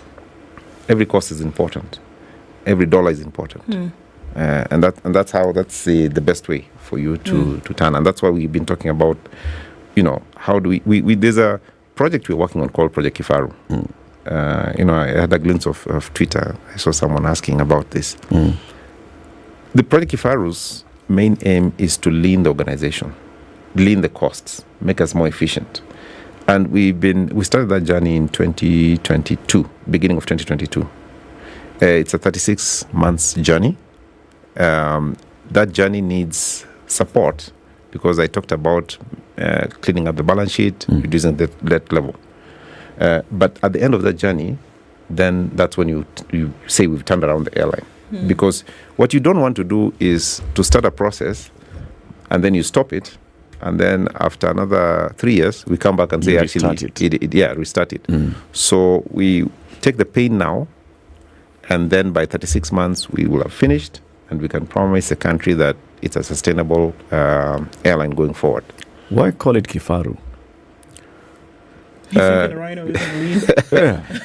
It's a lean program, and then you're calling Rhino. Because we're making drastic actions. So we're bulldozing through very many things. Yeah, that's why we call it Kifaru. Oh, it's a bulldozing part of it. Yes. It's not the lean part of it. No. Okay. What are these risk factors when you talk about cost management? What are the risky cost elements that you must watch out for? Yeah. Okay, so you divide them into two. There is a variable cost element, which I referred to earlier. Those variable cost elements is how you operate every day. So the biggest one is fuel. Okay? Yeah. And fuel is not just the price of fuel, is the consumption. How you consume the fuel, how you fly, when you switch on the engines, when you switch off the engines, the routes that you follow, and so on and so forth. Because like last year, our operating cost, fuel moved from 40% of operating cost to 54% of operating cost. So you can see how big that is.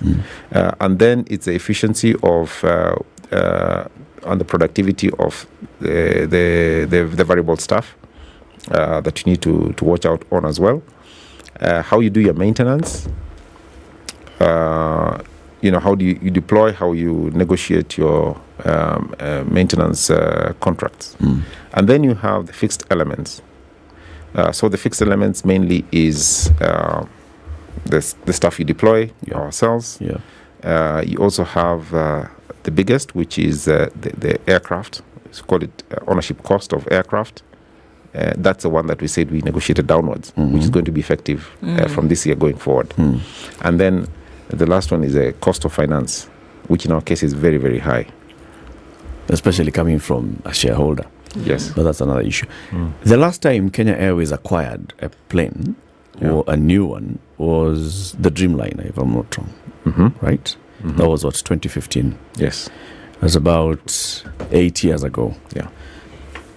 From what I've read, if you were to order a plane today, it'll take about 5 to 8 years to get the plane to come.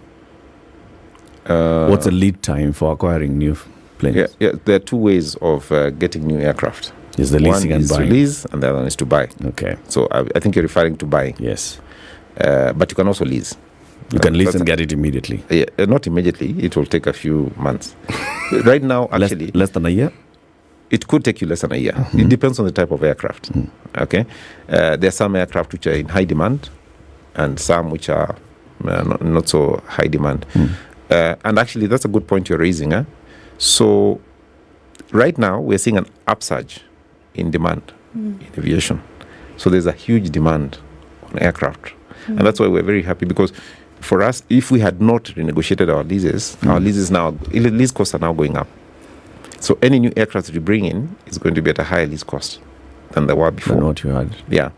And in aviation, there's another thing that we also like saying. I like quoting. There's a lady who gave me a very good quote. She says, in aviation, small is ugly, big is beautiful. And by that, they mean the more planes you have, the better for you. Because that way, then you're able to cover a lot more of your fixed cost. Yeah. The smaller you get, the worse for you, because then you start to struggle to take care of your fixed costs. In fact, if you shrink too much, you shrink into oblivion. And we've seen it in many, many airlines. So at some point, you need to stop shrinking and actually start growing. Okay. You see, the bigger your network, the better for customers, because they can use you to many other places. Yeah. Well, I was heading with that question, was looking at then the age of your fleet. Yes. And the older the fleet gets, the more it's going to cost you to maintain it. That's correct. How is that going to impact the operations of Kenya Airways? Because you don't have new planes, you're not getting new ones. Yeah. So that's actually correct. The older your fleet, the more expensive it becomes, because you start going into, and maintaining an aircraft is extremely expensive, especially if you take what you call the engines to shop. It's extremely expensive. So, the engine starts getting ready to go to shop. You start doing heavy maintenance and so on. That becomes expensive. So yes, you're right. But there are events. There are what we call scheduled maintenance for heavy checks. So those heavy checks would happen at specific points in time. After you've done the heavy checks, then the cost drops slightly. But every year you set aside something called maintenance reserve, which then you use to do your heavy checks when the time comes. Okay, so every year you take up some cost. But yes, the older the aircraft, the more expensive it is to maintain. So there are two ways of curing it. One is to do what you're saying, buy new aircraft, if you can afford it. The other one is increase your fleet. So you utilize some of the aircraft a little less as they grow older. So those are the two ways you can use to, or fly less and make less money, which is what we're saying is a spiral to destruction. This matter of the fuel, allow me to just dwell on it a little more. Yeah. The fuel you use to fly planes, it's called jet. What is it called again? Aviation fuel. Aviation fuel. Yeah. How does the costing of it and the taxing of it play a role in the making or the not making of money for an airline? Let me just, what I'm asking is, does every country in the world tax this fuel for airlines, or are there countries that don't? And do we as Kenya tax this fuel? No. The main problem with the jet fuel is not the tax across the world. The main problem is that jet fuel, first of all, the consumption is very high, and that it is extremely expensive to purchase everywhere you go, anywhere you go. In fact, actually, we were looking at statistics. For us, it was even more expensive for us to buy jet fuel last year in the US. Why?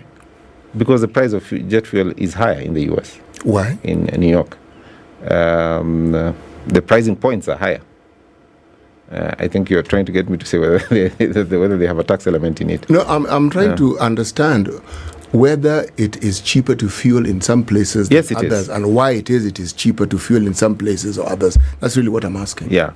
I mean, different countries have different ways of pricing their fuel. So like I was mentioning last year in the US, it was a lot higher to fuel in the US. Now, the problem we have is you have to fuel in the US. Yes. Okay? Because we cannot fly out of the US without fuel, right? And then you can make a choice to do a tech stop or technical stop somewhere. But landing and taking off is also expensive, right? So there are many things to consider. So you just have to fuel. Of course, you try and negotiate. You try and do a fuel hedge. There are many ways of mitigating high fuel costs like that, yeah. Final question on the fuel. Is there a way of ensuring that you get the cheapest fuel possible for your fleet? Yes. You can. It's a risky strategy. One is fuel hedging. Is one, but that it can tip over. It can go the other opposite direction. So, for example, you can, like in 2020, fuel was very cheap. If you had hedged, you'd have lost a lot of money. In 2022, if you had hedged, you would have made a lot of money. So some argue that hedging or not hedging, it doesn't matter because it will fluctuate. It will fluctuate. So, you lose and you win some. But that's one way of doing it. Of course, like you said, sometimes we call it tankering. So you fuel where fuel is cheapest, but there is also a cost because the more fuel you put in your aircraft, the more fuel you consume because the aircraft is heavier, right? So you have to balance that out. Do I consume more fuel by fueling at a cheaper location or tanker it? Or do I, you do have to do the mathematics to decide. I'm trying to see how I can tie all of this together, because that analogy CT gave about if you have a water business and you have no water, then you're out of business. It looks to me like if we're in the business of flying and you're not flying, then this is where you would have a dent in these things that we're talking about, whether it's in debt or in loss or things like that.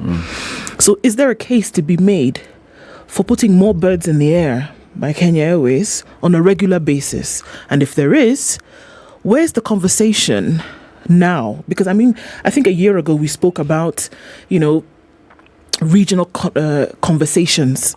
So where is the case then for looking at agreements between countries to reduce the price of flying within the continent? Today she's on point. Yeah, you've raised like 5 very, very critical points just in that one sentence. So first, you talked about cost of flying in Africa, which is extremely high. In East Africa alone, for you to fly from here to Uganda, Tanzania, East Africa, there is a tax that you pay. I think it's 110 already. $110, $110 just on one flight. Now that already increases the cost of flying, just that one aspect. So what we were even arguing is, why don't we domesticate travel in East Africa, for example, so that when you're flying from here to Uganda or Tanzania or any other place, it's as if you're flying to Mombasa. That way it reduces from $110 to $6, the tax on that one alone. Then you mentioned the idea around agreements. I've been championing something that we call the Pan-African Airline Group. What is that? It is building a bigger airline without necessarily expending money to buy more planes, for example. So in my particular, the model that I've been advocating for is, let's join together. Let's join together is a risky one to use. Let's partner with South African and other airlines so that we can utilize the assets we have as effectively as possible. And then together we can go and bargain for cheaper assets, cheaper services, reduce our cost, create connections between the hubs, and therefore provide a lot more opportunity for people to fly. So that is another fantastic one. And that way, then you open up the skies, you get more. In fact, you can now buy more. You can grow faster. What would it take for that to happen? We're working on it. So so today, South African, ourselves, we're working on a restructuring of our various airlines. So I've just mentioned our project Kifaru, which is the process of transforming the airline by next year, 2024. They're doing the same thing. We have done phase 1 and phase 2 of the partnership. What is remaining is phase 3, which is really now the conception of the Pan-African Airline Group and rolling it out, which we hope we'll do by the end of next year.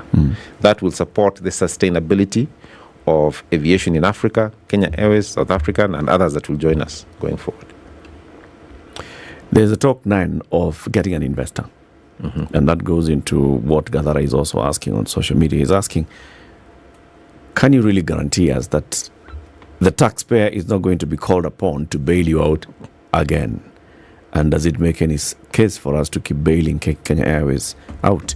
So the second bit of that question then is what you said, recapitalizing this airline by bringing in an external partner. Yeah, so can I answer that question in 2 sections? First of all, I do agree the airline has to be more efficient. That's why we have Project Kifaru. But I think it's important for us to also appreciate the contribution that aviation brings to the table. And I'm talking about aviation generally, not just Kenya Airways, aviation. Because aviation is probably one of the biggest catalysts to economic development. And this is not just me saying it, right? You can read it up. Okay, so for example, in Kenya, we estimate that aviation contributes about 4% to the GDP through the various catalytic actions that it takes, moving people and so on and so forth. In some countries, I mean, some of the airlines that people think are very, very, and I'm not going to mention them, are very, very efficient. Some are calling themselves 5-star airlines. Those airlines have been making losses since they were started. In fact, I know one of them only made a profit last year. Okay, but they've been making losses. But what the governments in those countries are doing is recognizing the contributions they make to their countries. In fact, I was in Casablanca about 4 weeks ago, and we had African Airlines. We sat together in a table. We were talking about our airlines and so on and so forth. And one of the things some of those CEOs of those airlines were saying is, why are you Kenyans? Why do you hate your own so much? You know, that's one of the things they told me. I couldn't answer that question. But do we? Well, that's what they said. They said, we see the way you guys are beaten up. When we make those kinds of mistakes, in fact, the people who stand up for us are our own. Are the people. Yeah. But in the case of Kenya Airways, you make one mistake and you're in a lot of trouble. It is true that we hate our own, or we don't like our own as much, because even our athletes, we don't celebrate them as much as we should. Do you think we do? Yes. Well, I don't think No. Eric knows full well we don't, because we celebrate them. No, we don't as much as we should. As much as we should, maybe not, but we still celebrate. Eric, let me give you an analogy. I don't know whether you sometimes I watch a lot of sports, so I know we don't. If you have in the UK, when they're participating in the Olympics or any other event, listen to how the media describes the athletes. Whether they win, they lose, they are last. It's like they won. We don't do that. If the rugby sevens, which is one of the people I support most, if we falter a little bit, they useless, falling from the sky, they call them all manner of names. We raised our bar. Our bar no, we is did high. not. Our expectations are high. Answer the second question, though, Alan. So the second question is about an investor. So yes, we do need to have an investor, like I said, because of recapitalizing the business, especially for us to extinguish the debt that we have, and then also to create more capital for growth. I mentioned earlier, the bigger you are, the better as an airline. Okay, what we've been doing the last few years is to make it leaner. I think now it's time for us to grow. The only way for us to grow is to bring in an investor. But I was going to say that, we have a program. Okay, we have a program. The Project Kifaru is a program with milestones, and that program will need funding. Okay, at various stages. For it to be successful. There's no way a reform program can be executed without funding. A lot of that is, reducing costs, becoming more efficient, improving customer service, leaning the fleet, rejigging our network, and so on and so forth. A lot of that is done. But at some point, it also needs funding, and that funding is to reduce the debt level, invest in some areas, and so on and so forth. And the best way is to get the investor. Conversations took place, and we saw the president was in attendance with Delta. How is that going? It went well. I mean, Delta, we were exploring how they can partner with us. The partnership is not necessarily in terms of equity. Fortunately, Delta is also very happy to partner with us. They've already responded to us. So we're going to be partnering with Delta in other ways other than just equity. But the equity discussion or the investor discussion is ongoing with many other investors. Okay. And they don't have to be airlines. They do need to have some institutional investor. Probably not airline, but should be an aviation related investor. Okay. Because they need to know what they want, and how to support the airline. Does the law cap how much an external investor would take in terms of stake? Non-Kenyan investor? Yes. Yes. You cannot be more than 49%. More than 50%. Okay. Yeah. You cannot be a majority. You cannot be a majority. If you want to operate an airline in Kenya. Yeah, if you want to have an airline in Kenya. Okay. You have to be a Kenyan. Around 51%. Thank you for joining us today.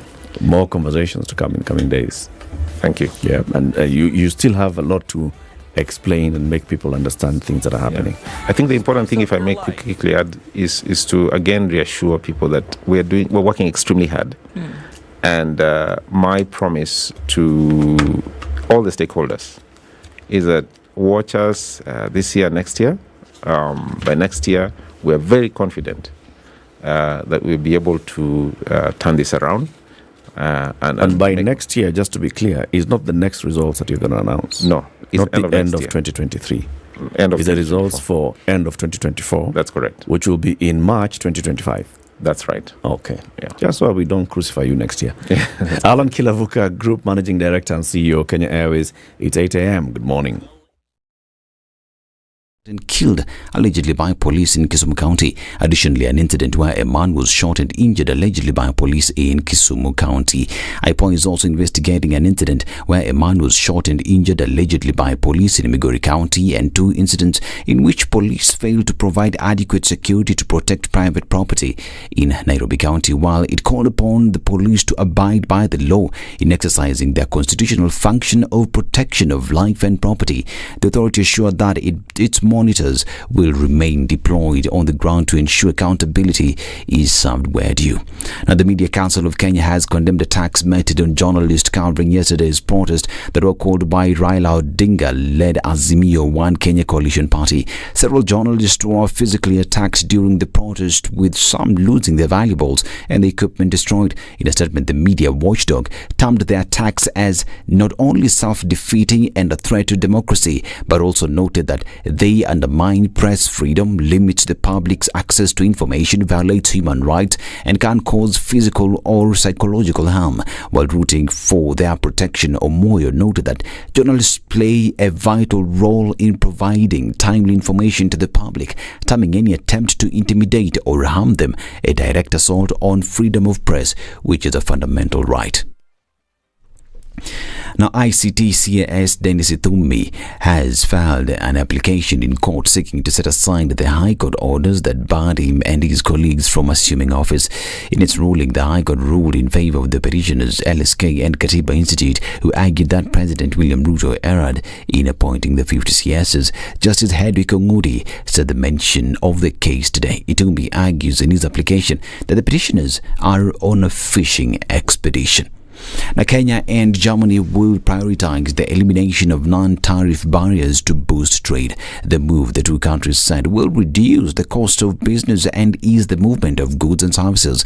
President William Ruto explained that the removal of non-tariff barriers will also enhance investments by German businesses in Kenya. He made the remarks when he met with the President of Germany, Frank Walter, at Shaw's Bellevue, Berlin. The two leaders pledged to strike a deeper and broader economic cooperation for the prosperity of their countries.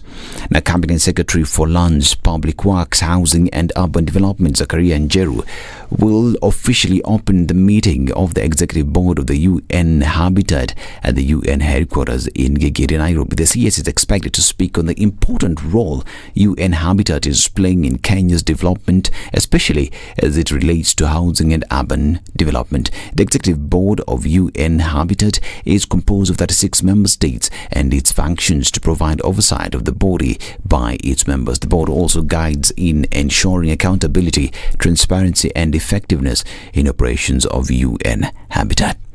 And an anticipated economic slowdown in China is likely to drag global growth down to its lowest level in this century. This is according to World Bank proposing measures to prevent a lost decade of growth. The world's potential growth is maximum long-term growth rate without spiking inflation will slow to an average annual rate of 2.2% this decade.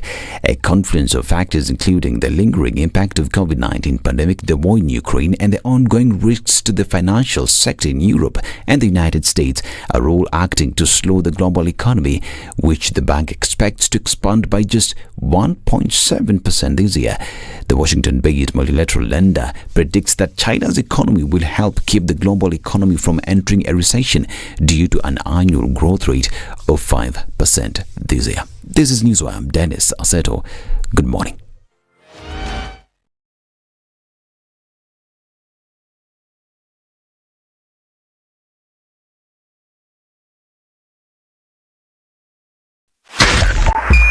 .5 Spice FM, Kisumu.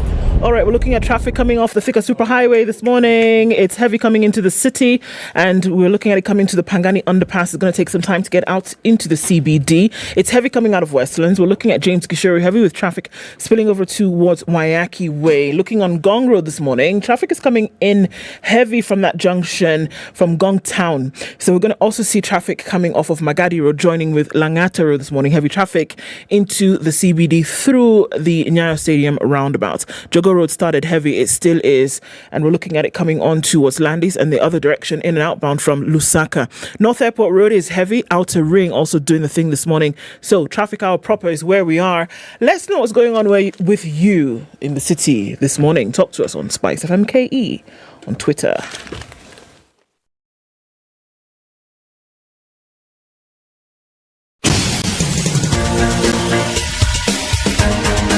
This is the Situation Room, the home of hard-hitting political commentary and penetrating insights about the state of the nation. This is a talk radio experience like no other. The Situation Room, a place for hard truths, debates, and elevated conversations. The Situation Room, witty, political, engaging, deep, controversial. In the room, we have C.T. Muga, researcher, academic, seasoned political observer, a fountain of wisdom in these politically uncertain times. Ndu Oko, Nigerian by birth, Kenyan by choice, communications expert, Pan-Africanist, a truth seeker and believer in people power, and Eric Latif, agent provocateur, the man in the chair, seasoned journalist, news hound, a man who believes in punching up, not down.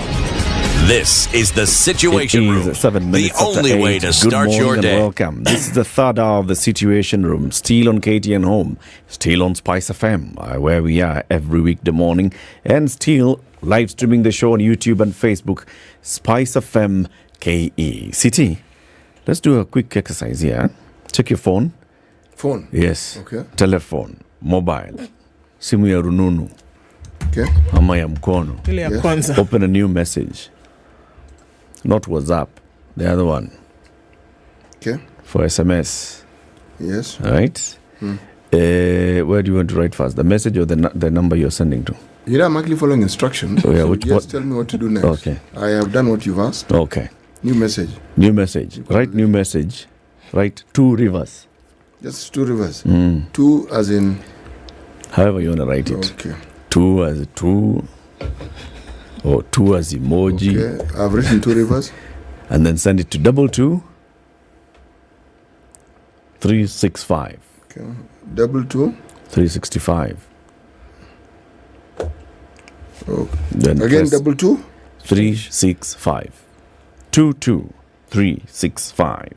22365. Send.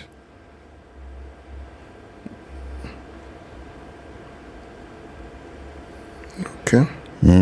You've received a message. You'll receive a message just now saying we appreciate your interest. Yes, I've sent message. Was this a speed test? Have you said? Eric, have you written 2 rivers?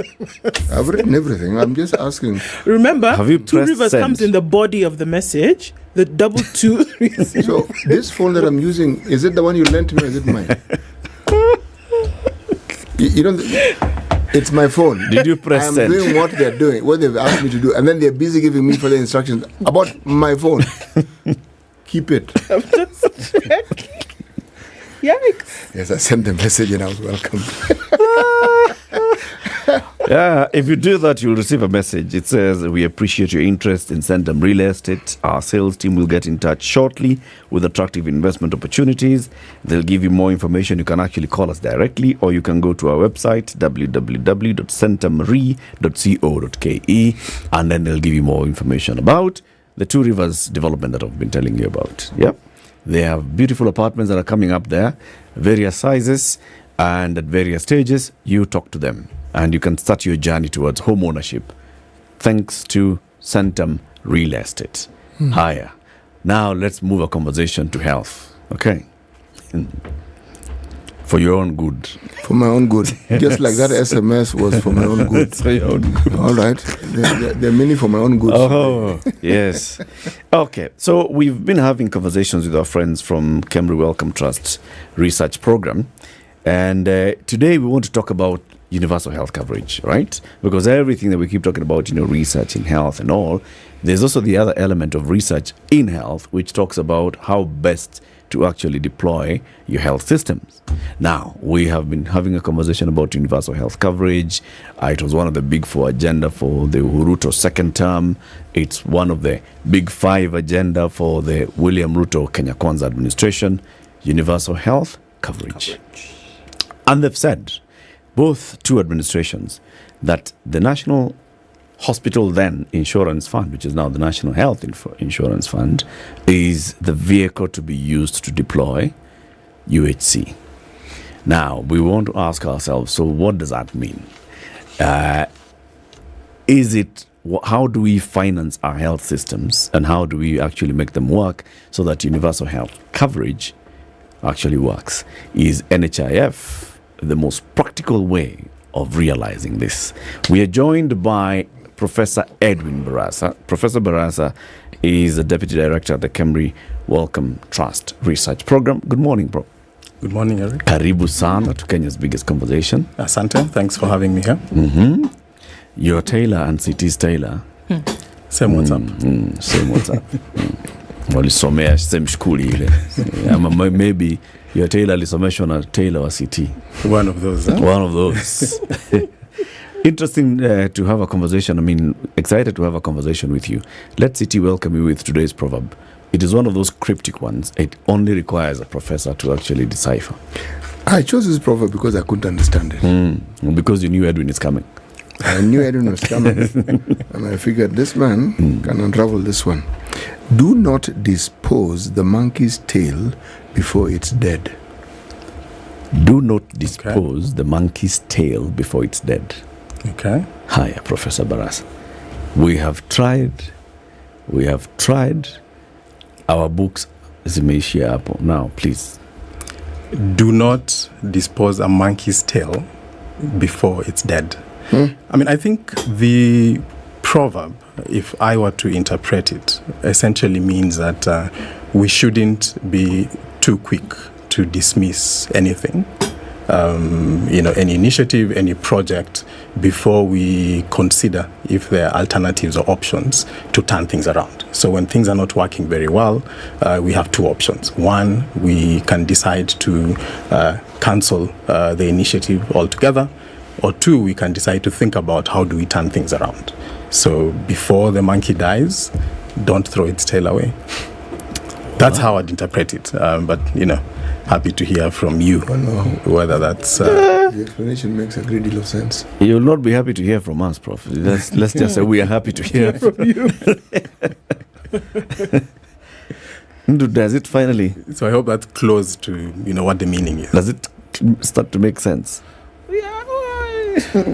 So I'm from where I was at 6 o'clock to where I am now. You have moved a great deal. The caboose has moved. A great deal. Let's see what happens in the next one. Yes. It actually does make sense, the version that Prof is saying. Before you say it's over, think.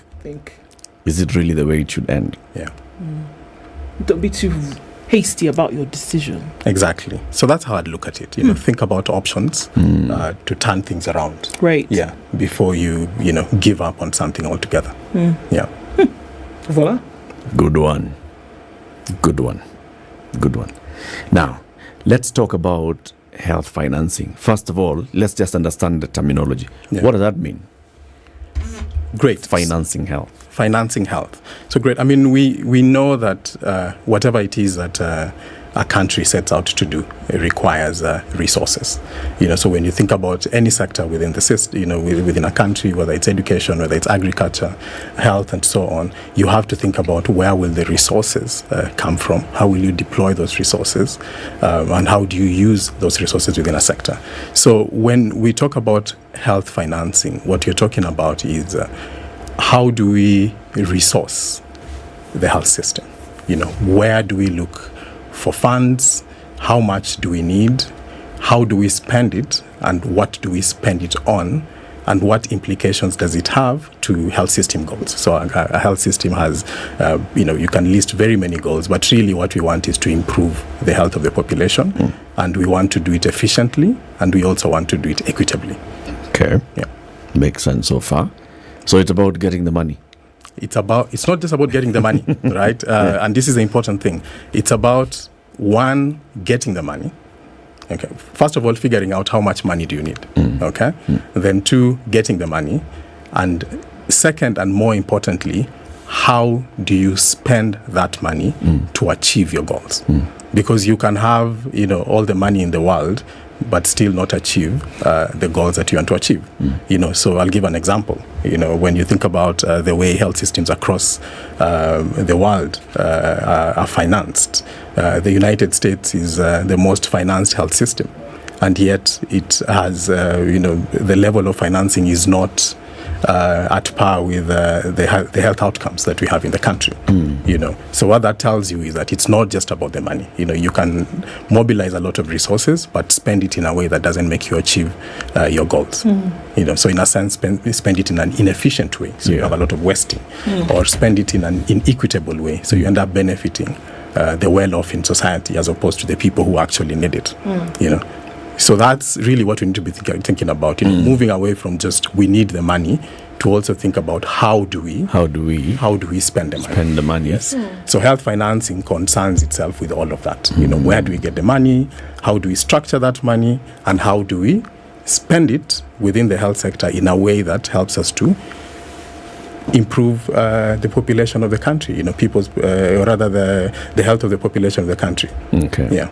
Then the other bit, universal health coverage. Yes. Okay, so we've talked about health. Yes. Then there's the universal and the coverage bits. Yes. Explain those. So universal health coverage. So what do we want, again, what do we want from our health sector, or what do we want from the health system? We want our health sector or our health system to help us with one key thing, which is to improve the health of the population. So that's what we want. Now, how do we achieve it? There are many ways to achieve it. One, we need to figure out, so the key things is we need to figure out what are the healthcare needs of the population. Okay? So what are the healthcare needs of the population? And this is not just individual healthcare needs. We also have, sort of population or public health needs. So beyond the individual. So individuals, but beyond the individuals. What is the population healthcare need? So that's one. Second, we need to think about how do we meet those needs. So we need to provide health services to the population. Now, the ideal situation, okay, is that everyone within a country, okay, so when you think about a country like Kenya, everyone within a country has their healthcare needs met. Their vital or essential healthcare needs met. So that's the ideal situation. But we know that it costs money or resources to achieve that. So we also have to think about how do we get these healthcare needs sorted out. Okay? So what we want is a situation where as people are having their healthcare needs sorted out, they don't get into financial problems. So those are the two things. So that's what universal health coverage is about. It's about ensuring that everyone in a population, everyone in a country has access to the healthcare needs or services that meet their healthcare needs. Without getting into financial difficulties. Now, what do we mean by financial difficulties? We mean that when you have to attend to your healthcare need, you shouldn't have to give up other basic needs. So, for instance, you shouldn't have to sell an asset so that you can be able to meet your healthcare needs, so you can be able to access healthcare. You shouldn't have to have your child forego education because you have to attend to a healthcare need. You shouldn't have to get into debt because you're accessing health services and so on. So healthcare services need to be affordable. They shouldn't get you into financial problems. So 2 issues. One, access services. Make sure they're of good quality, because again, you can access services that are, harmful or not very useful, right? And then second, that process should not get you into financial challenges, which means we have to think about services and you have to think about financing. So when you put those two together to achieve that, then we say you've achieved universal health coverage. Okay. So, in Kenya, yes, how can this happen? There have been many conversations.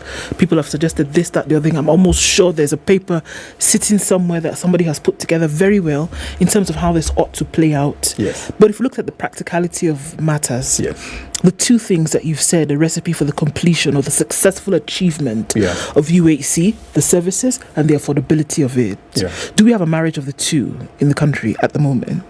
So I would say it's a work in progress. That's one. And second, there's a lot of thinking that needs to be done.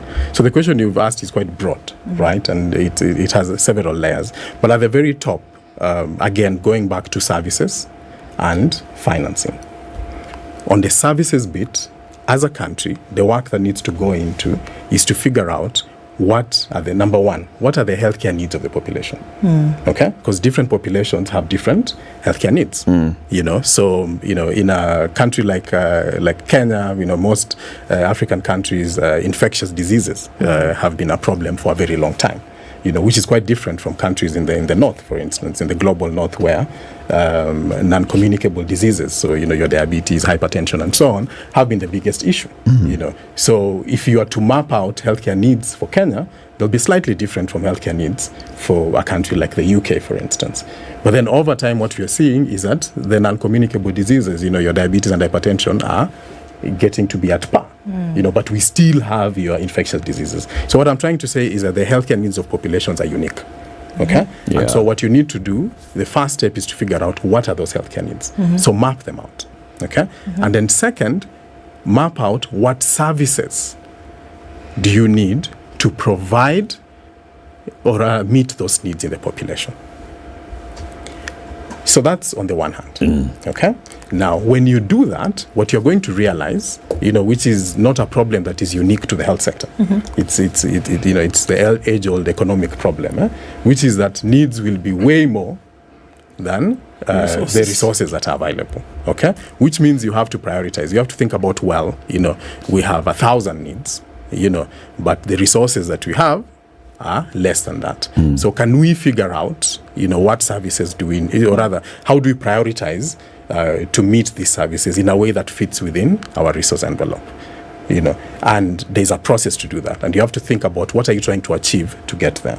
So you have to select those services that give you the greatest bang for the money.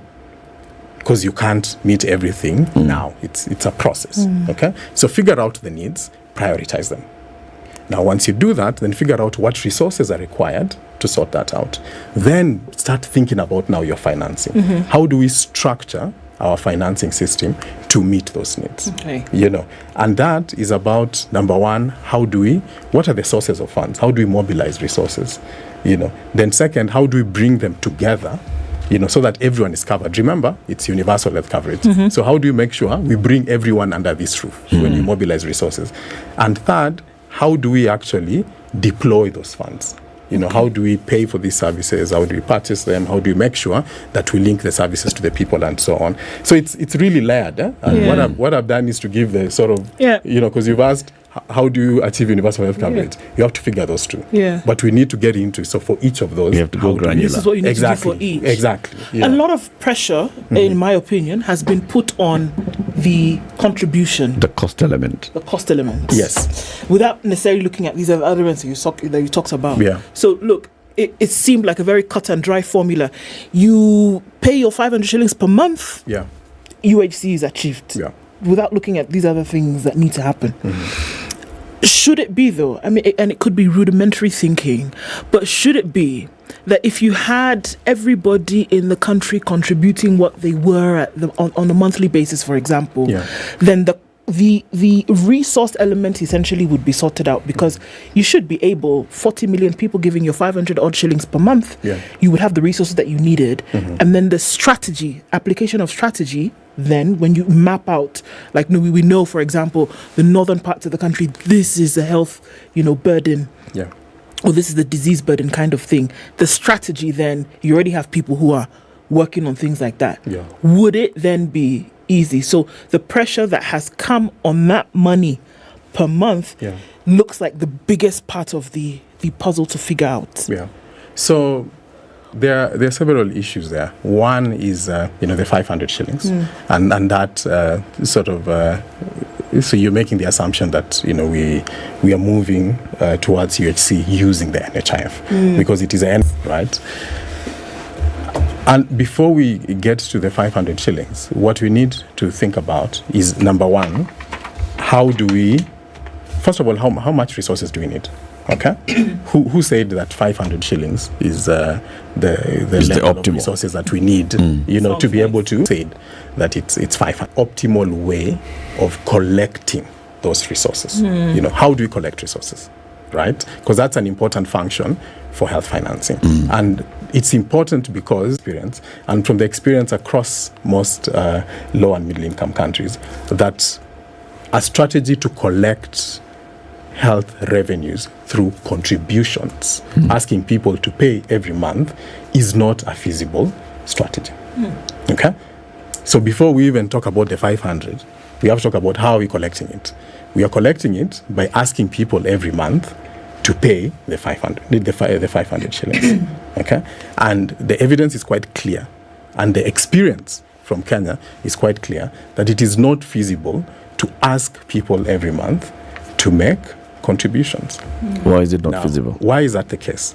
That is the case because when you think about how to collect revenues, you have to think about your sort of social demographic structure as a country and how it in Kenya, like in a number of low and middle income countries, one, you have a very high level of informality.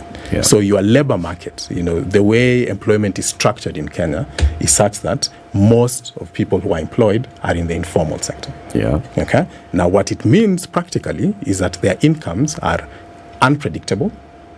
So we don't know how much people are going to earn. We don't know how much a Nduthi guy is going to earn tomorrow. We don't know how much a Mama Mboga is going to earn next week, and so on and so forth. So they're unpredictable. They are irregular. They might have a windfall this month or this week and have nothing, next week and so on. And they are not collected in a structured way, so you can't tap into them.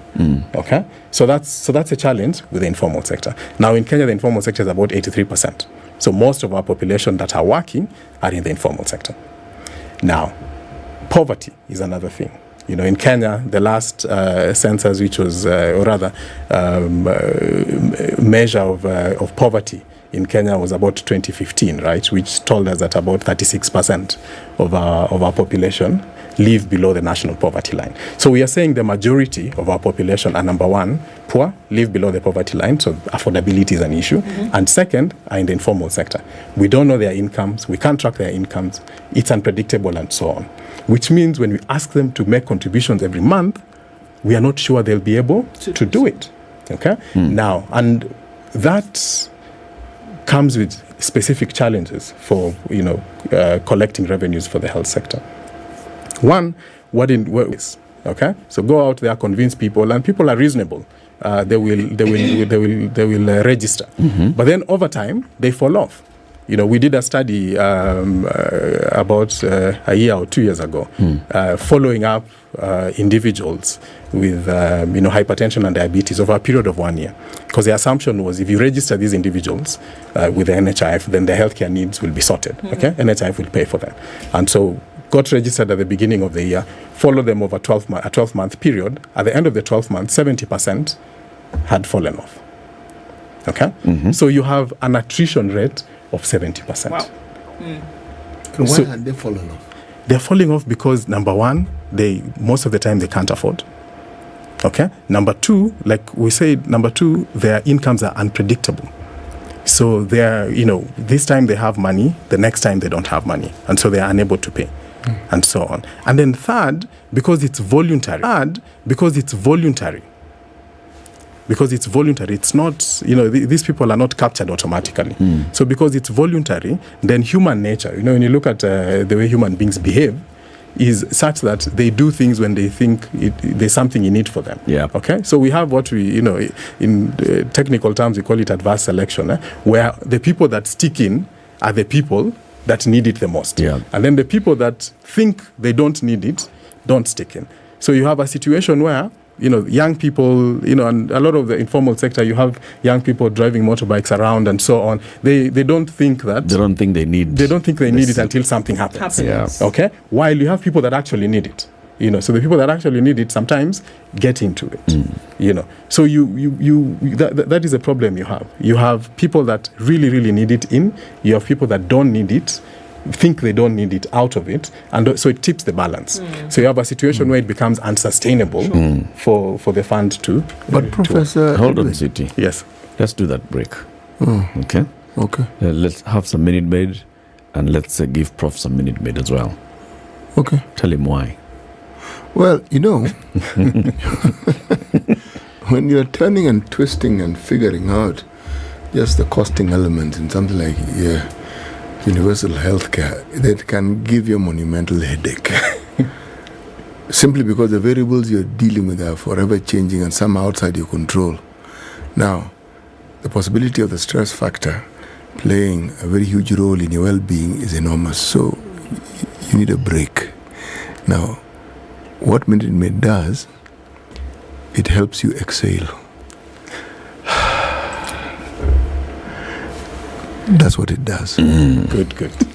In the middle of a very busy day, take a Minute Maid break like we are doing now. 28 minutes to 9, Kenya's biggest conversation with Professor Edwin Barasa, who's a Deputy Director at the Kemri Wellcome Trust Research Program. We are talking about the economies of health financing, and we're talking about universal health coverage. One of the vehicles, the main vehicle that's been touted by government is NHIF. Is it the most practical way of achieving universal health coverage? That's a question we're asking ourselves this morning, and the researcher is here to help us through it. Back shortly. Good morning. This is the Situation Room, the only way to start your day. Sleepwalking through the afternoon. Sleepwalking through the afternoon. Sleepwalking through the afternoon. Don't live life on repeat.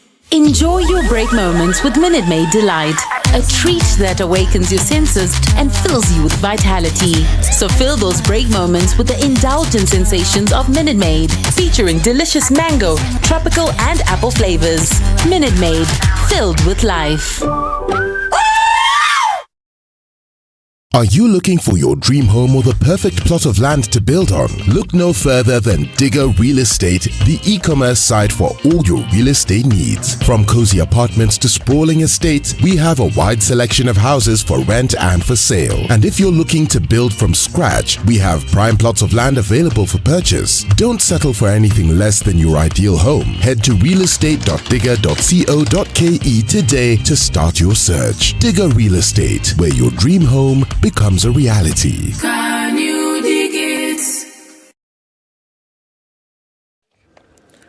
We're looking at sunny conditions at 17 in Nairobi, highs of 23 today, and we'll see highs of 25 in a sunny Nakuru at 17. 18 and sunny in Nyeri, we'll see highs of 23 in Eldoret. 28 and sunny conditions in Mombasa, highs of 32, and it'll go to highs of 31 in Malindi, which is now sunny after the morning rain. Sunny at 20 in Kisumu, highs of 26 in a sunny Kakamega. Light rain now after the thunderstorms in Kampala, highs of 26 and lows of 19, and it's mostly sunny in Dar es Salaam at 26, going to highs of 29. 21 will be the high in a mostly sunny Johannesburg at 13, and Lagos is cloudy at 26, going to highs of 33. 31 will be the high, clear in Kinshasa at 23.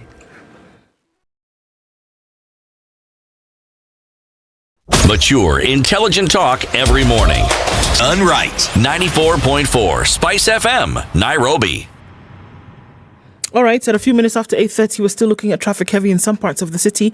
It's heavy on Jogo Road. Lusaka is taking some of that traffic off, and some of it going then towards Landis Road. Still pretty heavy on the Thika Superhighway. We're looking at that coming into the Pangani Underpass just after the Outer Ring Junction. Also coming off of the Northern Bypass, heavy through towards Kiambu Road, and then touching on Limuru Road coming in from Kitisuru. The Red Hill Link Road is going to give us some traffic coming off of Waiyaki Way and eventually find its way towards Limuru Road. It's busy on James Gishuru, and we're looking at still pretty heavy coming off Gong Road. Not so bad on Langata Road. Well, yeah, actually, yes, it is. Coming in from Magadi Road, it's going to touch on Langata Road out towards the Nyayo Stadium roundabout. Continues for some time, and we'll keep an eye on it. Let us know, SpiceFM KE on Twitter.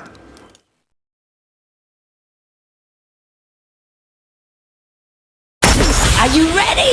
Okay. Spice FM. Mature, intelligent talk every morning. Spice up yourself.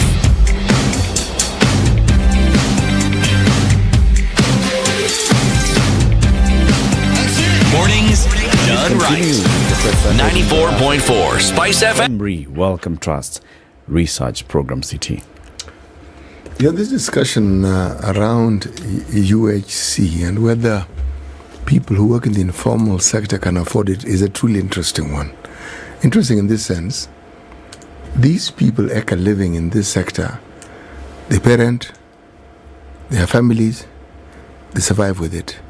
So if that's something they can do, yes, with a struggle, but they can do it, the model of asking the individuals to pay is what we're saying doesn't seem to work, meaning you volunteer and you pay. Yet these very same people are in SACCOs, these very same people are in chamas. And in some of these organizations that, again, they volunteer to be in, they work fairly well and they achieve the goals that they set. So perhaps the discussion we ought to consider is the models where these people work in groups which have succeeded. Can we borrow from this to ensure that this very pertinent and very needful healthcare participation and their participation in it follows that model, as opposed to asking the individuals to contribute for health? Yes, because the group helps support each other, and the group is able to fill in blanks where they exist. I'm saying the groups have shown that they're models that they use to better their lives. What do you think incentivizes people who are in chama, in whatever, table banking, to actually not default in their contributions? There are those that are even contributing on a weekly basis, yes, and they don't default. It's the same principle with SACCOs. How do you get money from a SACCO? People guarantee you. Yes, you have that system that guarantees that, and it's the people who know you, who work with you. So there's an accountability system. Yes, there's an accountability factor. So and there are those who argue that it is the same reason why you find a very low default rate in SACCOs and so forth. That very system. I'm simply arguing that there is a system that works for these people in the informal sector, and it helps make their lives better. Has that system been considered with reference to universal healthcare?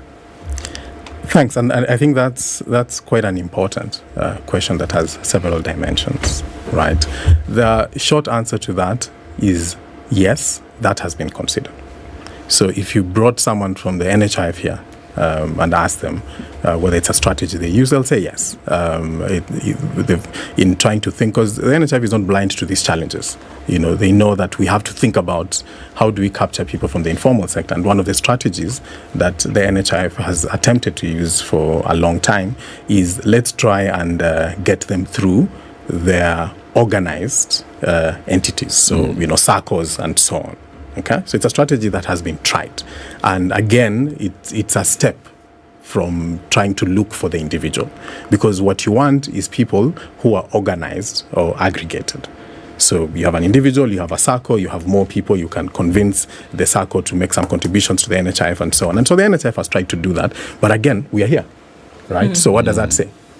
You know, it tells you that in as much as that strategy has been tried, again, it hasn't worked very well. And I will get to that, right? I'll get to that. One of the sort of tenets, you remember, and you said it, okay? People in the informal sector clearly spend money. They do. Okay? So at an individual level, they spend money. So why is it that we are trying to get them to the NHIF? Why can't we let them? I mean, you have money in your pocket, so, keep that money when you fall sick, sort out your healthcare needs. We know that's a problem, right? We know that for a health financing system to work, we need to pool resources. Yeah. Now, the ideal for pooling resources is to make sure that the pool is as big as possible. Because the bigger the pool, the lower the sort of average cost. Things become more affordable and equitable and so on. So you have the NHIF, and then you have multiple SACCOs. How many SACCOs do we have in this country? There are several. They are bigger than the individual, but they are way smaller than an insurer. So you're making a step in terms of sorting out the fragmentation at the individual level, but you're still fragmented, right? So it doesn't completely solve the problem. Okay? So it doesn't completely solve the problem. No, it doesn't. Okay? But consider, for instance, the success stories around NHIF have to do with people who are in employment. Yeah. And it works because it's deducted from source. It's not as though somebody is asking your opinion about it. Absolutely. It is deducted and it is given. It's automatic contribution. Yes, it's contribution. Exactly. So I am saying it works.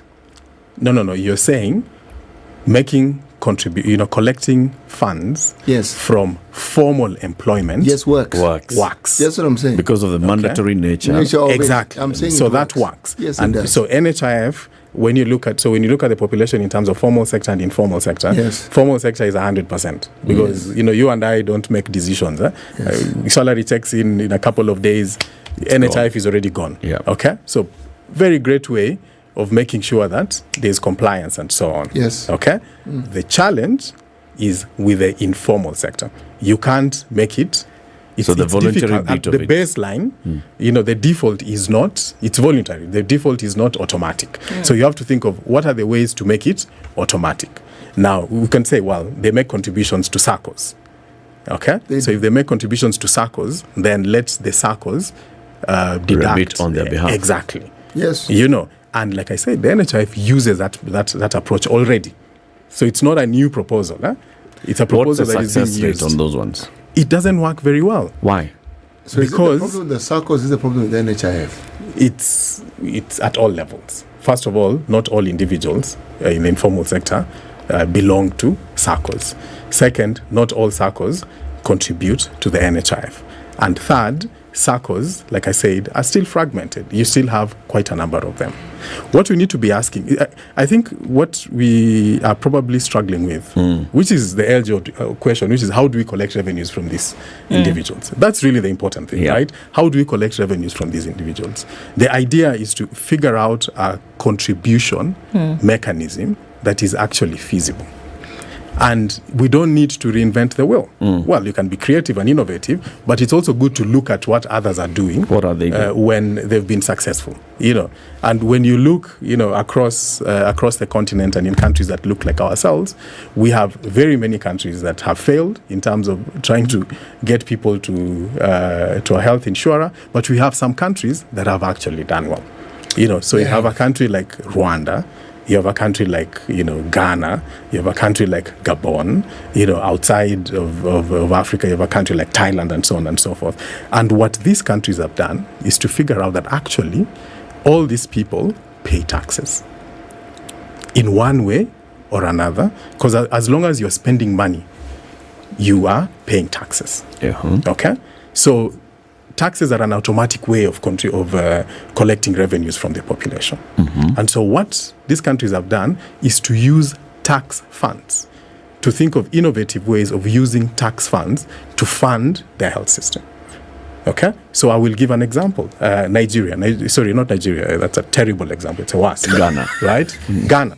Okay? So Ghana is, coverage in Ghana with health insurance is about 70%. So it's doing very well. Okay? 70% of the population. Of the population is covered covered in terms of access? Is enrolled Okay. to their national health insurance. Okay, enrolled. So 70% of Ghana's population is enrolled, compared to Kenya's, which is about, I think the latest estimate is about 24%. Okay, so we've really struggled at around 20. Ghana is 70% and keeps on going high. Okay, now when you look at how their national health insurance fund or scheme is funded, it is almost 90% funded through taxes. And they've thought about this. So, for instance, they've taken, they've earmarked 2.5% of VAT. Okay? Who pays VAT? Everybody. Everyone. Yes. There's no skipping VAT. Everyone. Okay? They've taken 2.5% of VAT and earmarked it. So they've allocated so it's it automatically. ring-fenced. It's ring-fenced for the NHIS. Okay? And then they've taken another 2.5% of their social security contributions. So that's mostly in formal sector, right? You know, it's the equivalent of so NSSF. the NSSF, exactly. some 2.5%. 2.5% goes to their NHIS, the equivalent of NHIF. Okay. And then another 2.5% from their VAT goes to the NHIS. Okay, and then when Parliament sits every year, they make some allocation to the NHS as well. So you have substantial tax funds, and they still collect, from employees, formal employees. They still make their, percentage of their salaries and so on. And what that happens is that then their national health insurance is predominantly tax funded, and it allows them to now start covering poor people. So they identify poor people, they have them in, those guys are given what we call subsidies. So, they don't have to pay. And then the informal sector people, like we said, are paying indirectly through VAT and so on. And they've achieved coverage. Rwanda is even more innovative, and that shows, a very strong sort of willingness by government to support their health insurer, right? So in Rwanda, you have several earmarked taxes. So the government, again, allocates at the beginning of every fiscal year. The government allocates, and then you have a raft of ring fencing, as you put it, raft of ring fencing. So road, this road traffic development levy. No, the road traffic fines. So fines, go to the health. Go to health. Some amount, sort of registration of medicines, registration of, when you do research, we have to pay something to get approvals and so on. All those revenues, go to the NHIS. Tourism sector. So when you go to Rwanda and you sleep in a hotel and so on, those revenues, a percentage of it, some of it goes to their community-based health insurance. A raft of ring fencing of resources, telecommunications revenues, part of it, fuel, for every liter of fuel you buy in Rwanda, there's a percentage that goes to their social health insurer and so on. In Gabon, 10% of revenues, their telecommunications revenues, go to their national health insurer and so on. So they identify opportunities to earmark tax that then goes to the NHIS. And what that does is mobilize sufficient resources to allow these people that we are trying to cover. So this thing so what does is it about... do? Yeah? Let's now talk about the impact of that. In Rwanda and Ghana, the examples that you've given. Yes. How much do they end up collecting? Is it sufficient to actually cover the entire population? And what does it cover? Good.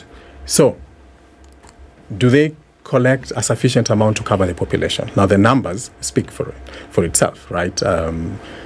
Rwanda is about 90% coverage. So 90% of the population in Rwanda is covered under their social insurer. So they've managed to collect revenues to allow to facilitate that. In Ghana, remember I said universal health coverage is a journey. Yeah. Okay? Yeah. So in Ghana, 5 years ago, they were at 40%. Now they've moved to about 70%. So the numbers keep going up. So are they able to mobilize resources to provide greater coverage of the population compared to Kenya? Yes, the answer is yes. Now, is it enough? The answer is no. Right? Because one, they haven't gotten to 100%.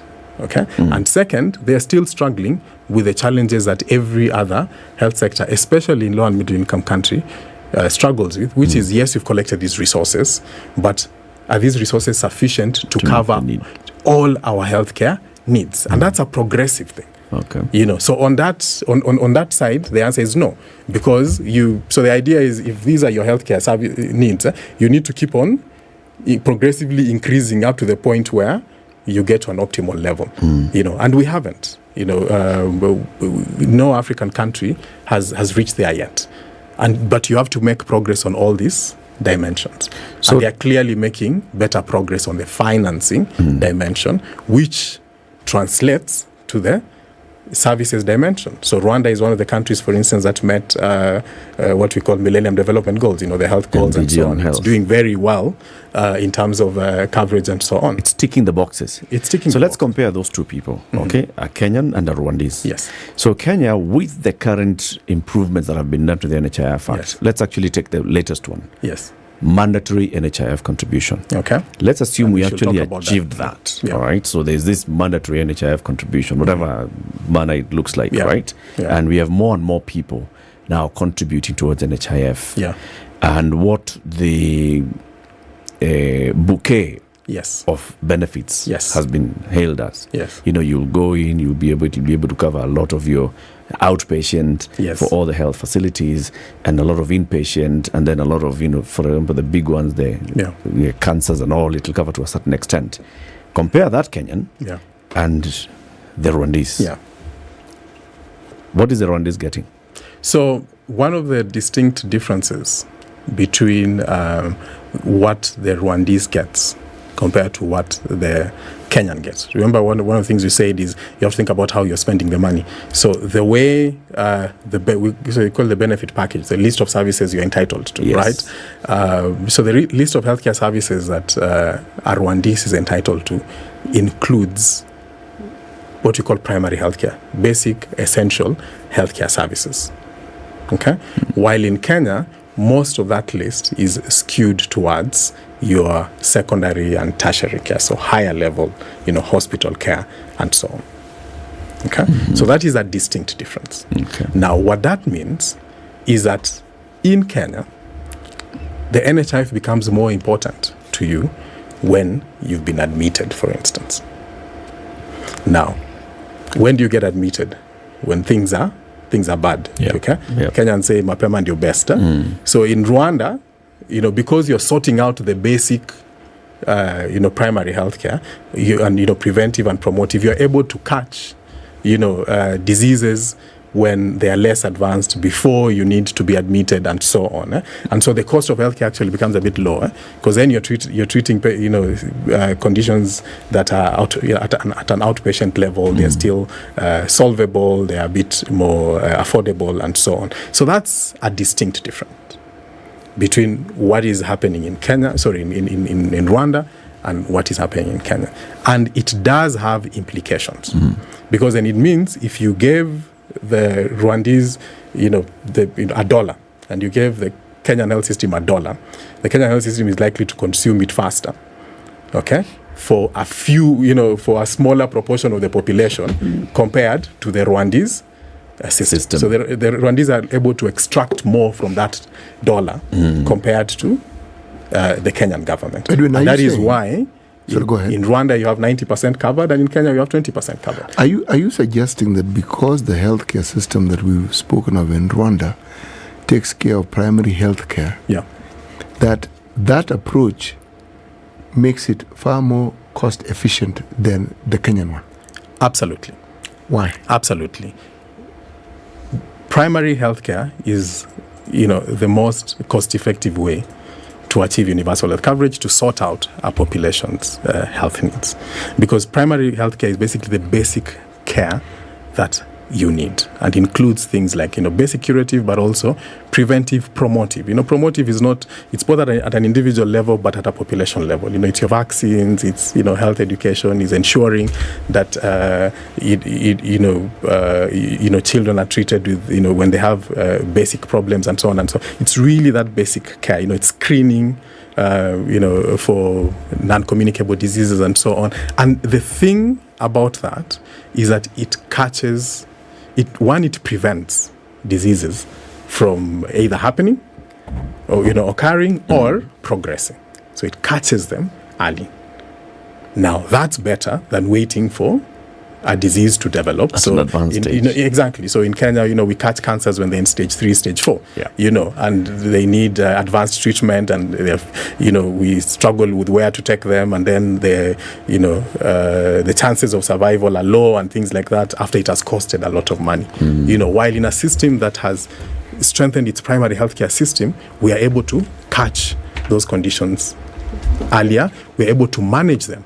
Earlier, and we're able to do them cheaply. So it costs much less to see patients at lower healthcare facilities, for instance, dispensaries and health centers, compared to KNH. And so you're actually saying that universal healthcare can be the vehicle to promoting preventative healthcare.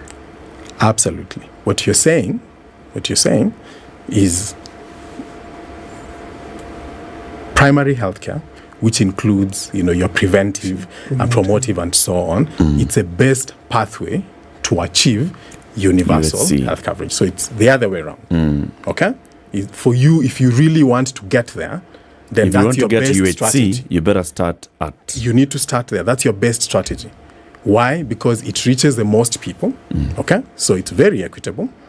Okay. Then secondly, it is also efficient. So you get the greatest bang for the money, which means for $1 that you have, you're able to do way more. But if you focus on, secondary, tertiary care and so on, and focus all your money there, because sometimes, it's sexy to focus on that, to hospitals, big equipment and so on and so forth. The problem is that you have this funny effect where you're neglecting preventive and promotive, and so you're getting more people at that level, and then you're getting overwhelmed. It's like you're promoting people to get there. And then you can't afford it. You really can't afford it. You'd rather screen cancers and prevent most of them. You'd rather manage hypertension and diabetes so that they don't get complications and so on, rather than wait until you have stage 3, stage 4 cancer, or complications of diabetes and hypertension, and then build nice, fancy hospitals to sort out that. To take the people. Prof, even us, we have a layered way of financing our healthcare. Yeah. So we have NHIF, contribution, mandatory and voluntary. Then we have tax. Yeah. At national level and at county level. Yeah. So are you saying we just scrap NHIF and just focus on... Nope, absolutely not. So we're not saying scrap the NHIF. What we are saying, again, so the task of health financing is about doing 3 things. Collecting resources. So let's find the money, let's collect it. Yep. Okay. Let's put it together and put everyone under that. And then let's pay for healthcare services. So what we are talking about is not the NHIF. We are talking about functions, how functions within the NHIF, how is NHIF operationalizing those functions? And we are saying the way it is collecting revenues is problematic. Okay? That's what you're saying. The pooling aspect is okay. After the money has come... There are challenges on all those 3. Okay? So we've dwelled on how it is collecting revenues. And you're saying the way it is collecting the funds is problematic. And it needs to reorient that to focus on tax. Okay. So if it does that, then that's a step in the right direction. Okay? Then secondly, we need to say, okay, how is it pooling? Okay, how is it pooling? Part of solving the collections is ensuring that formal sector and the poor are in, so your pooling is sorted. But there are issues there you need to sort as well. And then we've talked about what services do you pay for, and we're just talking about secondary care versus primary healthcare. That is about how it is paying for services. So we need to sort out how you're collecting. We need to sort out how you're pooling, and you need to sort out the services you're paying for. Yes, Prof. This has been a very enlightening conversation, and we need you to come back so we can continue, right? Because it's an ongoing debate. We have universal health coverage as a conversation, and we must realize it. Asante for joining us. Professor Edwin Barasa, Deputy Director at the Kemri Wellcome Trust Research Program. This is Kenya's biggest conversation at 9 a.m.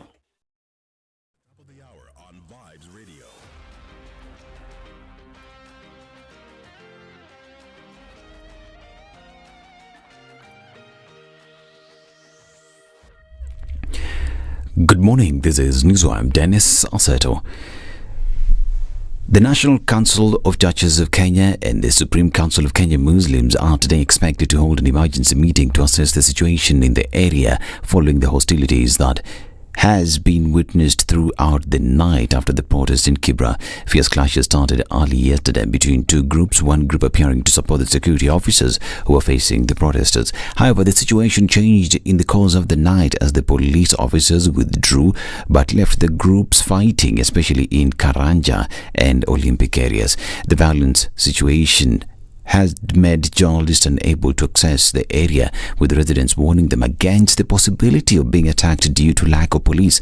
Christians and Muslim religious leaders are expected to visit together the mosque and the PCA church that was set on fire during the confrontation. Likewise, they will hold a peace meeting to calm the situation that has begun to be witnessed in the area. This while the police is being blamed for not intervening despite witnessing the confrontations that started during the day yesterday and which were expected to continue into the night. We continue to follow up on this developing story. Be sure that Newswire will be bringing you the very latest in our subsequent news bulletins. Now, religious leaders from Pentecostal churches in Nyeri County have asked the Azimio la Umoja One Kenya Alliance leader Raila Odinga to use legal channels to address his grievances with the current administration. Speaking under the Ecumenical Council banner, the church leaders say that the demonstrations were robbing Kenyans of their time, livelihood, income and lives. Led by Bishop Paul Wanjohi of the New Life Church, the leaders have challenged Raila to seek out alternative resolution mechanisms that will not have an economic bearing on the taxpayer. His sentiments were echoed by Bishop Joseph Kagunda of the Anglican Church of Kenya, who said that Odinga was rallying behind to fight the wrong cause. Kagunda argued that some of the challenges such as climate change and inflation were global recession and were not only unique to Kenya. And the Independent Policing Oversight Authority is investigating 4 matters which seek to establish the level of police compliance with the Constitution and laws related to public management and the use of force. In a statement, IPOA said it has been monitoring how the police engaged in public order management in yesterday's protest called for by the Azimio la Umoja One Kenya coalition party across the country. The matters under investigation include an incident where a man was shot and killed allegedly by police in Kisumu County. Additionally, an incident where a man was shot and injured allegedly by police in Kisumu. IPOA is also investigating an incident where a man was shot and injured allegedly by police in Migori County and 2 incidents in which police failed to provide adequate security to protect private property in Nairobi County. While it called upon the police to abide by the law in exercising their constitutional function of protection of life and property, the authority assured that its monitors will remain deployed on the ground to ensure accountability is served where due. And the Media Council of Kenya has condemned a tax meted on journalists covering yesterday's protest that were called by Raila Odinga. Several journalists were physically attacked during the protest, with some losing their valuables and their equipment destroyed. In a statement, the media watchdog termed the attacks as not only self-defeating and a threat to democracy, but also noted that they undermine press freedom, limits the public's access to information, violates human rights, and can cause physical or psychological harm. While rooting for the protection, Omoyo noted that journalists play a vital role in providing timely information to the public, terming any attempt to intimidate or harm them a direct assault on freedom of press, which is a fundamental freedom. Now, President William Ruto has invited German businessmen to invest in Kenya's micro, small and medium-sized enterprises. He said Kenya stands to benefit from the world's most experienced, organized and resourced German establishments. President Ruto noted that the sector is the backbone of the German economy, generating more than 60% of employment opportunities. Ruto noted that the government is committed under the bottom-up economic transformation agenda to supporting small enterprises to blossom. And the national government, in conjunction with Makueni County, has launched week-long corrective surgeries for women with fistula, an exercise that precedes the establishment of a fistula care center in the county. The surgeries will take place in the Makueni Mother and Child Hospital and will benefit women from Makueni and neighboring counties. This is Newswire. I'm Dennis Aseto. Good morning.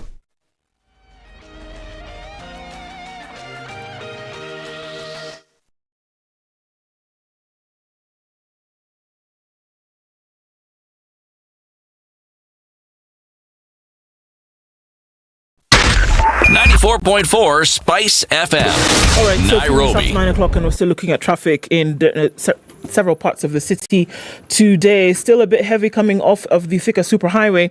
That's going to continue for some time. And then coming off from Gong Road, we're still looking at some traffic, as well as Kiambu Road today. Limuru Road looks like it's going to, get a little bit easier to get through. We're looking at traffic on James Gishoro going out towards Wayaki Way and then spilling over towards the Red Hill Link Road. That continues for some time. Jogo Road still busy in certain parts as well. Lunga Lunga, Lusaka, that whole area going towards the Likoni interchange, that continues. So a little bit of traffic, probably for another half hour or so. Probably we'll see the worst of it. Let's keep talking. SpiceFM KE on Twitter.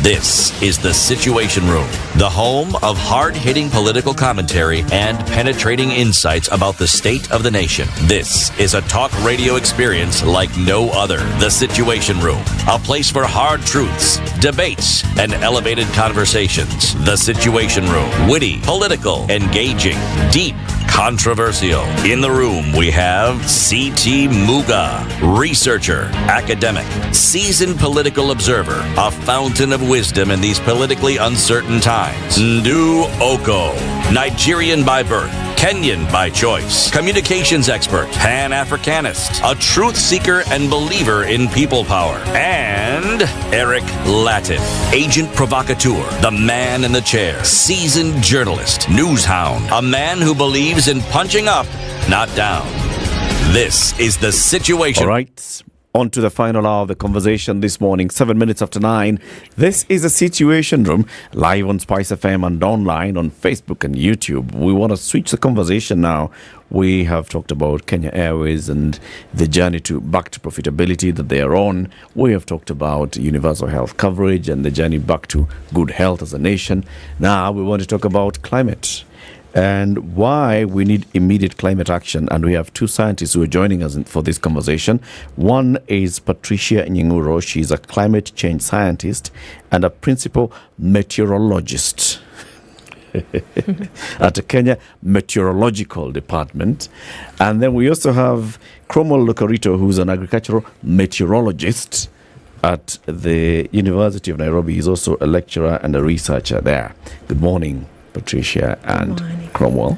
Good morning. Karibuni sana to Kenya's biggest conversation. Thank you. Thank you. That's a hot seat of the situation. We know when you hear hot, you as a meteorologist, hot could be relative.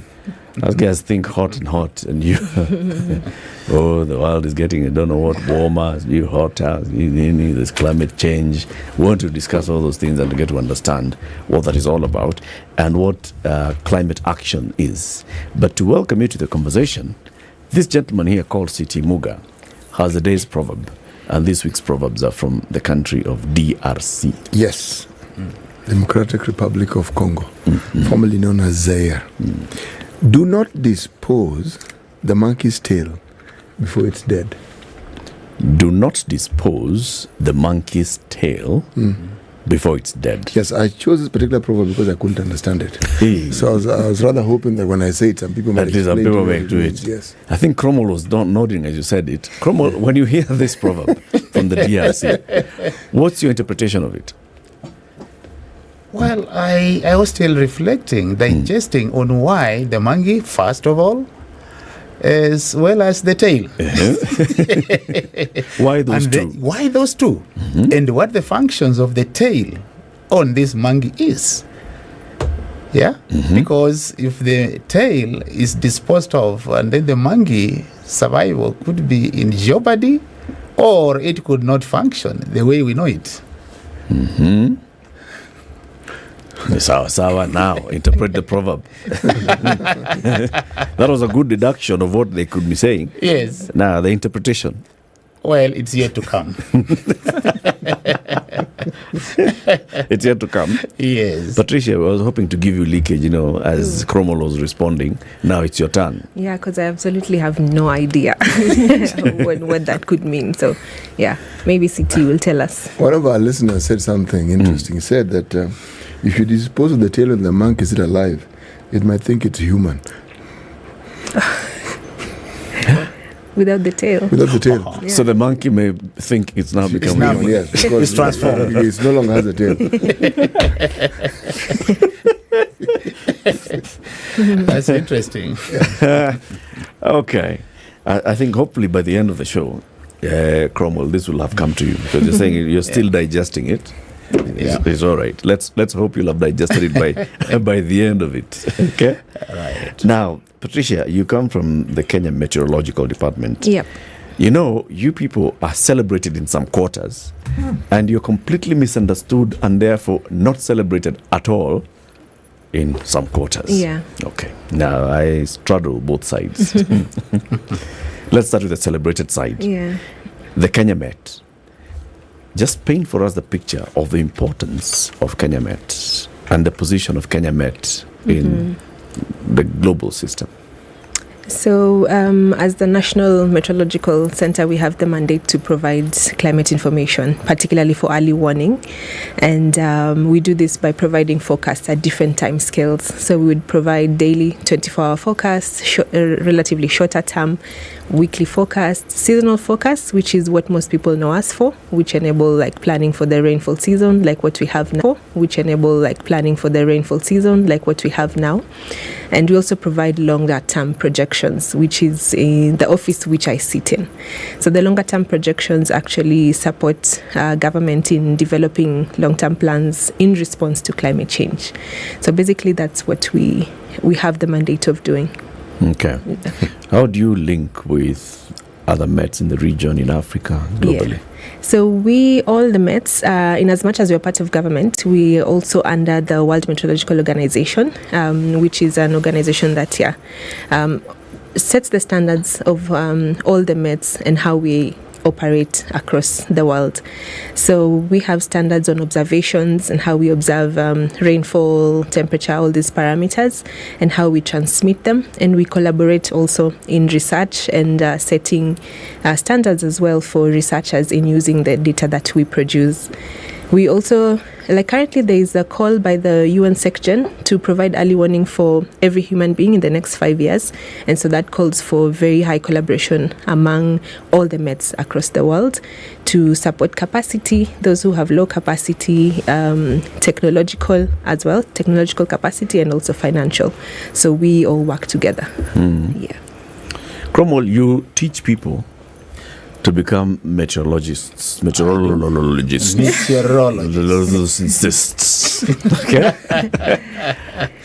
Are there many in this country? And do they work anywhere else apart from Kenya Met? Right. I thank you very much, Eric. The mandate of the University of Nairobi through the former Department of Meteorology, now in the new dispensation, a meteorology unit under the Department of Earth and Climate Sciences, is indeed a specialized department. Special in the sense that it was need-driven. In 1963, when the UNDP, the World Meteorological Organization, saw need to train professional meteorologists across all socioeconomic needs so that they can be able to provide services that will enhance the quality of life, safeguard property, etc. So we are actually a regional training center, and at national level we are also part of the regional training center hosted by the Kenya Met Department. So by extension, the unit that I serve is part and parcel of the government department through the Institute of Meteorological Training and Research. So we come in purely when there are training issues as well as research issues. We train at all levels, from a postgraduate diploma, undergraduate, doctorate. And our products at all levels are first of all meteorologists. But we also align them along specific applications. Agriculture and food systems, water resources, environmental pollution, dynamic meteorology involved with how this air is moving and the clouds are forming and therefore rainfall coming. The forecasters are within our reach, and many other applications, including the biometeorologists who are charged with the responsibility of informing about the interface between climate and health issues.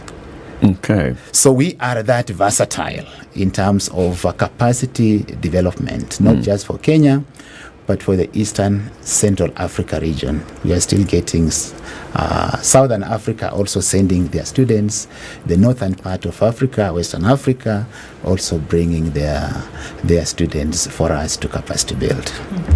You know, when you talk about all those things, I hear a lot of it, you know, in terms of, like you said, the patterns, movement of air, cloud formation, then rain coming. I haven't heard anything about, you know, global warming and the ozone layer and all those other things. Fine. Part of that training, those become now topics. I just talked about the overview, but those become topics in which, as we are training them about the nature of climate varies in the short term, but longer term meaning beyond a decade to millennia, when we had any shifts away from what we are used to, what we may call a climatic normal, that persists for a decade and beyond, then we categorize that kind of a phenomena as a change. But when we just have some shifts which are short-lived, not getting to excess of a decade, then we say that this climate is within the what? The variability mode. But the driver of these variabilities, notably where we sit, is temperature, where the warming is the one that is a major trigger of the change that everybody is so much aware now today than even the variability I'm talking about. Why? Perhaps because of the adversity of the impact that is associated with that longer term kind of what? A shift from what they are used to. These shifts that we speak of, for it to be termed as a shift, it must have patterns. Yes. So that it must have not just a pattern, it must have a threshold. Above or below which we can now be able to categorize. And that threshold is what I was setting as a decade, 10 years.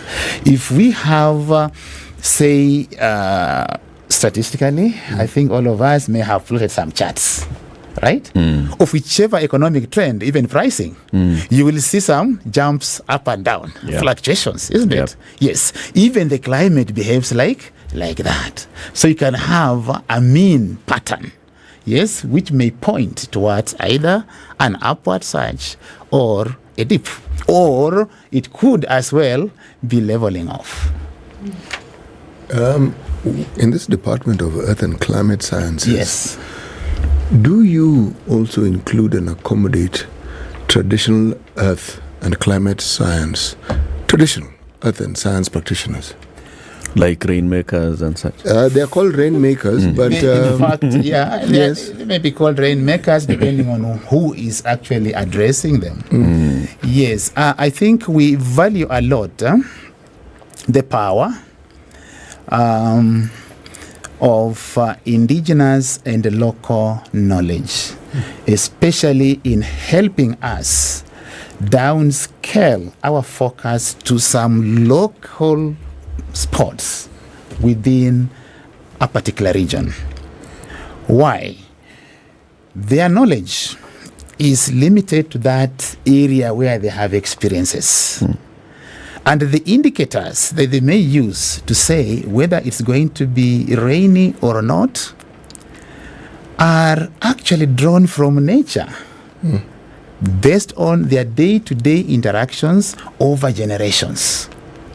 A skill that they have acquired from generations in the past. So we found that because of the sparsity of our observational network in this country by Kenya-made department, we at times are unable to pick some unique microclimates. So that local knowledge helps us now to cascade the overview, the upper view of a larger area to now a local scale. Yes? So we actually use them very much in validating the forecast. How exactly do you use them? I'm going to explain why I'm asking this question. No problem, we are interacting. I am thinking of the Kenya Medical Research Institute that has an entire center that focuses on just traditional medicine. Yes, true. So, given that rainmakers have played a very, very important role in these services in many communities on this continent, I was just thinking, yes, the very thing you've described, should it also not be given a formal position within, say, a university setting? That's really what I'm asking. No, that's correct.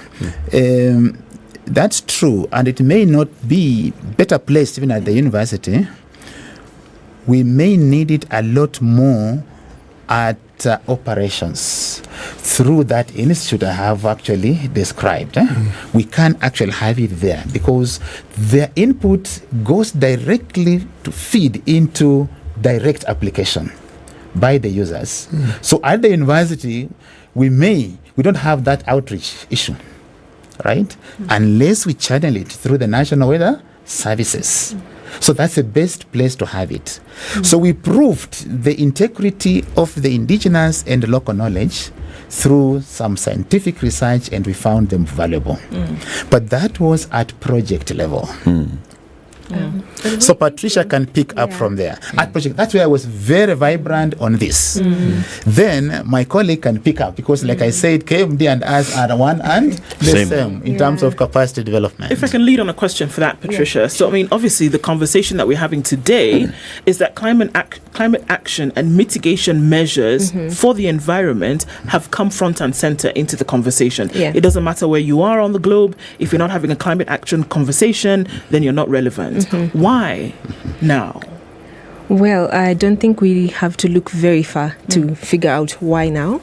So currently Kenya is going into a sixth failed rainfall season, and in as much as this region is very known for the high variability in weather patterns, where we have droughts followed by floods as part of normal variability, it's increasing now with climate change. And just touching a bit on what City had mentioned, the communities at the local level are observing these changes, and they're not able to cope using the knowledge that they have used for many years because their systems are changing, the climate is changing. What they knew, for example, if you asked anyone, they would tell you rainfall would come on March 15th and by May the rainfall would end. But that has all changed now, so we see either rainfall coming early, coming late, and very fewer rain days. So the impacts of climate change are being observed more and more today and are affecting human systems more. So the conversation is moving towards solutions. What do we do to be able to cope with these changes that we're seeing, and how do we prevent further changes, which is the mitigation conversation. And so at the Met Department, what we do when we produce forecasts, they incorporate the changes that we've seen across the trends, and then we talk to the community. So what is your forecast based on your knowledge that you have collected over the years? And then they tell us what their forecast is, and we try to harmonize the two. So this increases the ownership of the product that they eventually take home, and they are able to act guided by the scientific information we provide and the natural systems that they depend on. So right now is the time to have conversations about climate action in terms of adapting and mitigating. What's happening? I mean, look, the conversations are everywhere. It doesn't matter what bin you take the cover off of. The conversations are having everywhere. I mean, suddenly it's the rainy season and everybody's planting trees. So there's something that we've seen, right? Sixth failed rainfall in Kenya. People are realizing, okay, wait a minute. If we had more cover, then perhaps the consequences of the sixth failed rainfall would not be so dire. All right. So what is what have we seen beyond rainfall not being there? Kenya as an example. There are very many other countries where this is happening at the same time. And then what action ought to be taken? Look, we can have the whole conversation about how the global north has contributed, a greater percent of the damage, but we now are being asked to do so. We can have that conversation. But the truth of the matter is that where we are, there's a problem, isn't it? So what are we saying has to be done if we're going to save the earth? So one, already recognizing how we are being impacted is very important, which enables us to plan for how we adapt to these changes. And something that's coming up more and more, particularly for the African continent, is we are being affected by heat extremes more. So when we used to talk about heat waves a couple of years back, it would be a conversation that would be had by people in the north, and it would be common. But now we're seeing, we did a study very recently that we try to see what are the impacts of extreme heat in Kenya on health. And we found that even though we do not record it a lot, people go to hospital more in hotter months, and the existing diseases are made worse because of the hot conditions. So without that information, then we do not know how to handle it. So one, I feel that research needs to be done more into what the actual impacts are, and this research needs to be recorded so that it's available for everyone. Second, policy planning. So I have the advantage of sitting, so I work in science, produce science, but I also have the opportunity to work at the interface of science and policy. So we produce policy briefs off of scientific assessment reports that enable government to be able to plan for the long term. This planning more effort needs to be put in planning with information at hand, and the planning needs to incorporate Indigenous information. The planning needs to be led from the local level. So that's something else that I believe strongly needs to be done. And the role of the universities as well is very important in leading this research and enabling us to know how is the future expected to progress. We know we talk about goals globally, but what are the impacts for us at the local level? So the universities, researchers can help us to downscale this information to the local context.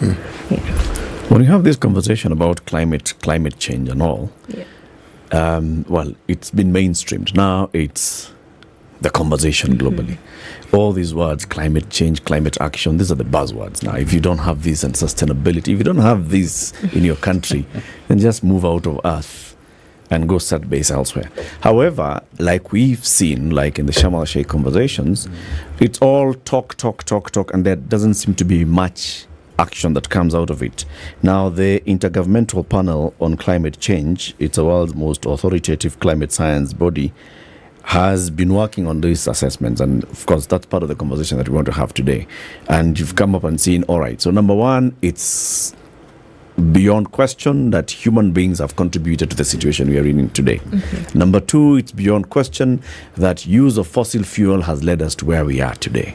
And this is using petroleum, coal, and all these other things. Number three, beyond question, we need to do something urgently today. This is not a today conversation. This has been, we were doing COP20 what now, the other day? 27. Yeah. 28 next year. All those COPs have been saying this exactly the same thing. Right? So what is it that, can we localize this conversation? What can Kenya do? What does Kenya need to do? And not it depending on who to bring money here. Yeah. What can we do? Let's start with you, Patricia. Okay, there's a lot that we can do, and I usually like to start at the individual level. Like, do you know what your actions contribute to influencing the environment and influencing the climate? So the report that has just come out showed that one way that we can be able to mitigate climate change is reducing food waste, and that's something each of us can be able to do. Because the more food is wasted, it goes into being dumped, it leads to emissions of methane and all that. So we contribute to the greenhouse gases concentration in the atmosphere. So we can control food waste at an individual level. We can also reduce wasting resources or overconsumption generally. A lot of people buy things that they don't end up using, and the carbon used to produce each of these is very high. So it goes to waste. And on the mitigation side, we can also support planting of trees, which we acts as sinks for carbon, and so we can be able to do that. So, and then at the government level, there are things that we can be able to do without external help. So this report also highlighted the need for proper governance. So if we have proper governance coming all the way, cascading from the top to the bottom in terms of planning, and Kenya is really doing its best because, for example, each county has county integrated development plans, and if you look at most of them, they have climate action in them. So if this can be done by all the counties using the best available science produced by the local producers, then this will enable us to both adapt and mitigate climate change. How do you coordinate your efforts with other departments, ministries, agencies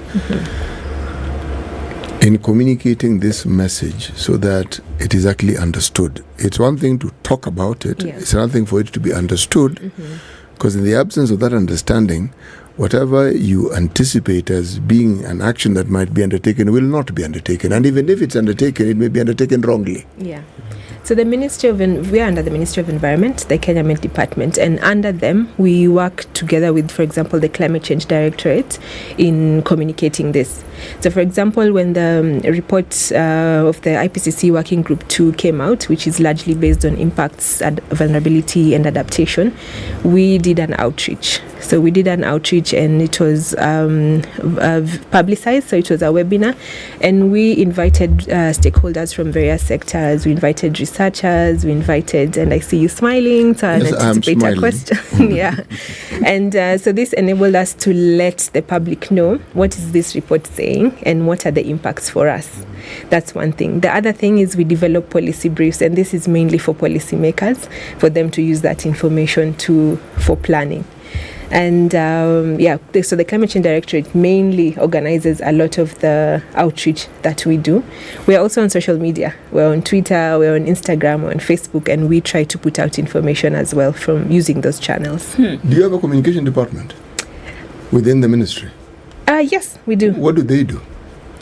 I wouldn't want to answer that question for them. There's a reason why. I actually don't expect. It was a rhetorical question. But the reason why I'm asking it is something that is of such significant importance.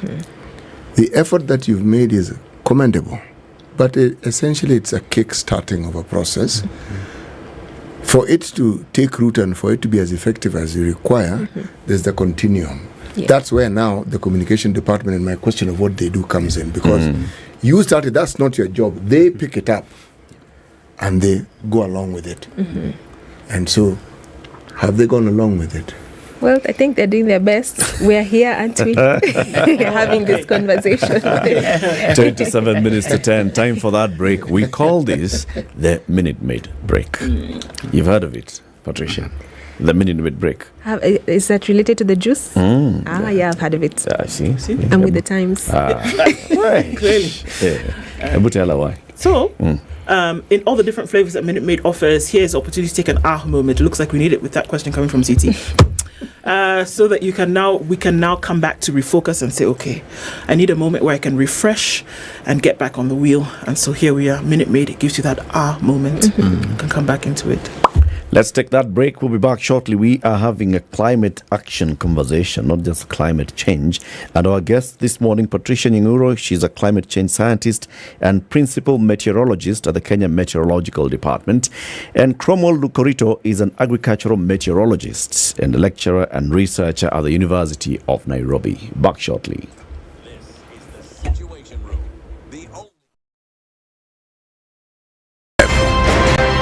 This is one of the hottest show that we can ever miss in the morning, and it's a show that really gives the real situation in the situation room. Pleasure to be here. Thank you guys so much. Nduthai, nice meeting you. Even beautiful in person more than in photos. Say that again. Character is like pregnancy, you cannot hide it. You know, people hiding here and there, you know, but after 2-3 months, 5 months, now you will see. So that is why the attitude that you are showing us, you're pregnant. It's like what my grandmother would say. You cannot pickpocket a naked man. How's that? It's communal, isn't it? No comment. The Situation Room, Kenya's biggest conversation. All right, cloudy conditions in Nairobi for some part, highs of 23, and we'll see highs of 25. Might be lying, the Met folks are in the studio. We'll see highs of 25 in Nyeri, highs of 23 in Eldoret, and it's 30 degrees and partly sunny in Mombasa, and 29 and mostly sunny in Malindi. 22 on sunny conditions in Kisumu. We'll see highs of 26 in a mostly sunny Kakamega. And light rain continues in Kampala after the morning thunderstorms.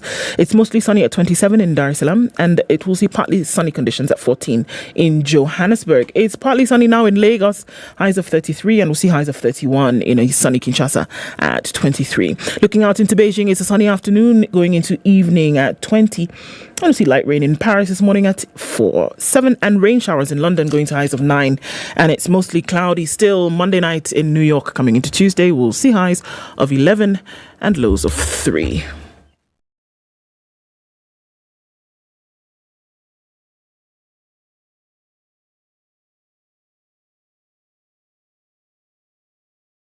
Mature, intelligent talk every morning. For most parts of the morning, traffic is starting to dwindle.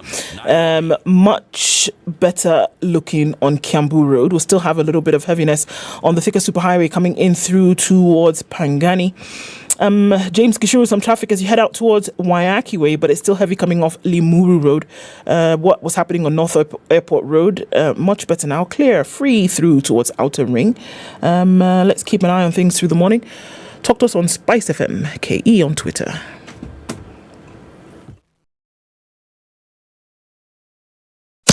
Business News with SpiceFM. I'm Dennis Aseto. President William Ruto has invited German businessmen to invest in Kenya's micro, small and medium-sized enterprises. He said Kenya stands to benefit from the world's most experienced, organized and resourced German establishments. Ruto noted that the sector is the backbone of the German economy, generating more than 60% of employment opportunities. Transport Cabinet Secretary Kipchumba Murkomen has appointed Mahmoud Abdi Mohammed as the new chairman of the Kenya Railways Corporation. Mohammed will now serve as the chairperson of the KRC Board of Directors. He takes over from Pastor Awita, who was appointed to the position in 2020. The new chair will serve in that capacity for a period of 3 years.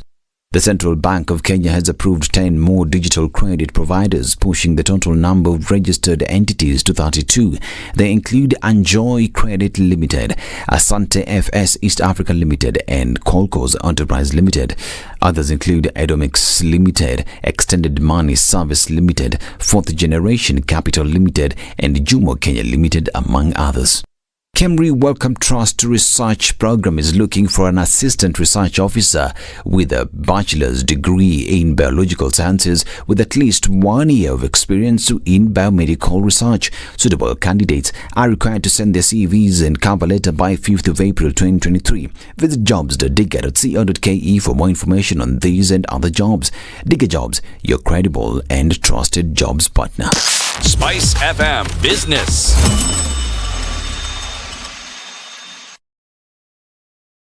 Mature, intelligent talk every morning. Spice up yourself.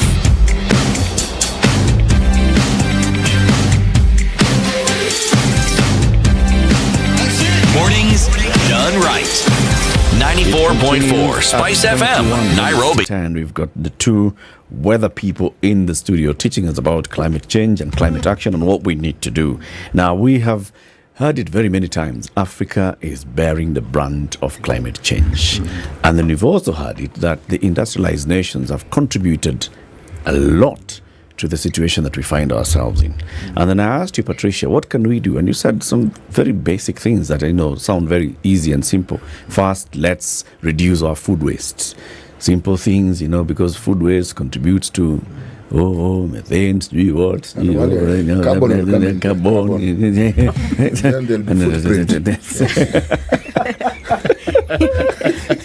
Let's plant. You can almost predict let's plant trees. Yes.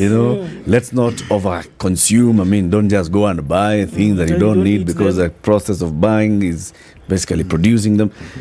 But the question is, Because every time we talk about this brand that we bear, we look at it from the focus of what others have contributed to doing. Can those efforts, if we took those actions, can they actually reverse what those other people have done to us? Not reverse, but in the context of the science of climate change, we have a remaining carbon budget to reach a certain warming level of, for example, 1.5 degrees, beyond which the impacts of climate change are just devastating. Catastrophic is the word. Yeah. So we have a remaining carbon budget. So if we deplete this carbon budget, then we are getting closer and closer to that level. And so in as much as we are, whatever we are doing may appear to be little, it's a global collaborative effort. So we do our part, and we hope that in good faith, the rest of the world will also do their part.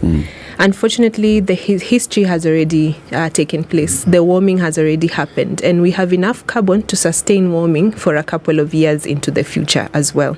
So what we have to work with is the remaining carbon budget. And a conversation that we had while discussing this release of this IPCC report was the equitable share or equitable use of this remaining carbon budget. We are small economies in Africa, in the global south. We are developing. So we need to emit a little bit more carbon for us to reach a level where we can be able to adapt to even climate change. Very good. Yeah, so the conversation has been, should developing countries be allowed equitably to allowed by whom? By global cooperation. I think we are all governed by a convention. So the United Nations Framework Convention on Climate Change. That is what binds all the willing parties.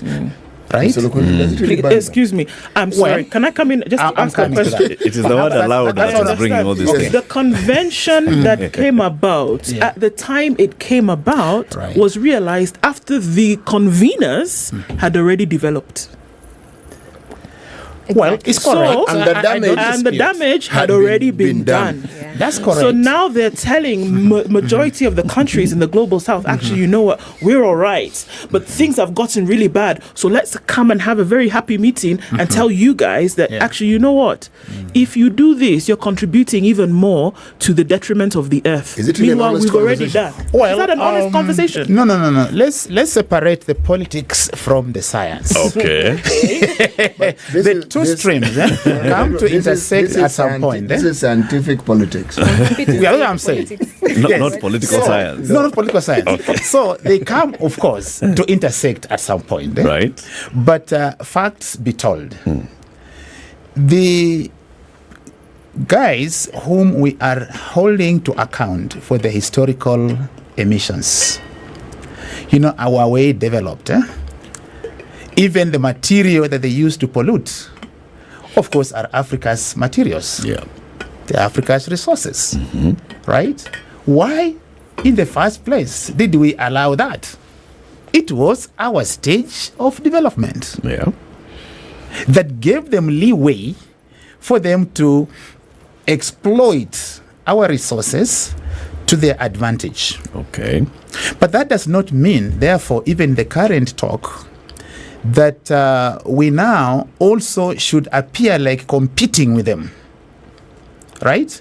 Because the atmosphere has no boundary. Boundaries are on the surface of the earth. In the air where climate resides, there are no boundaries. Whatever actions they do, wherever they are hitting us very hard here.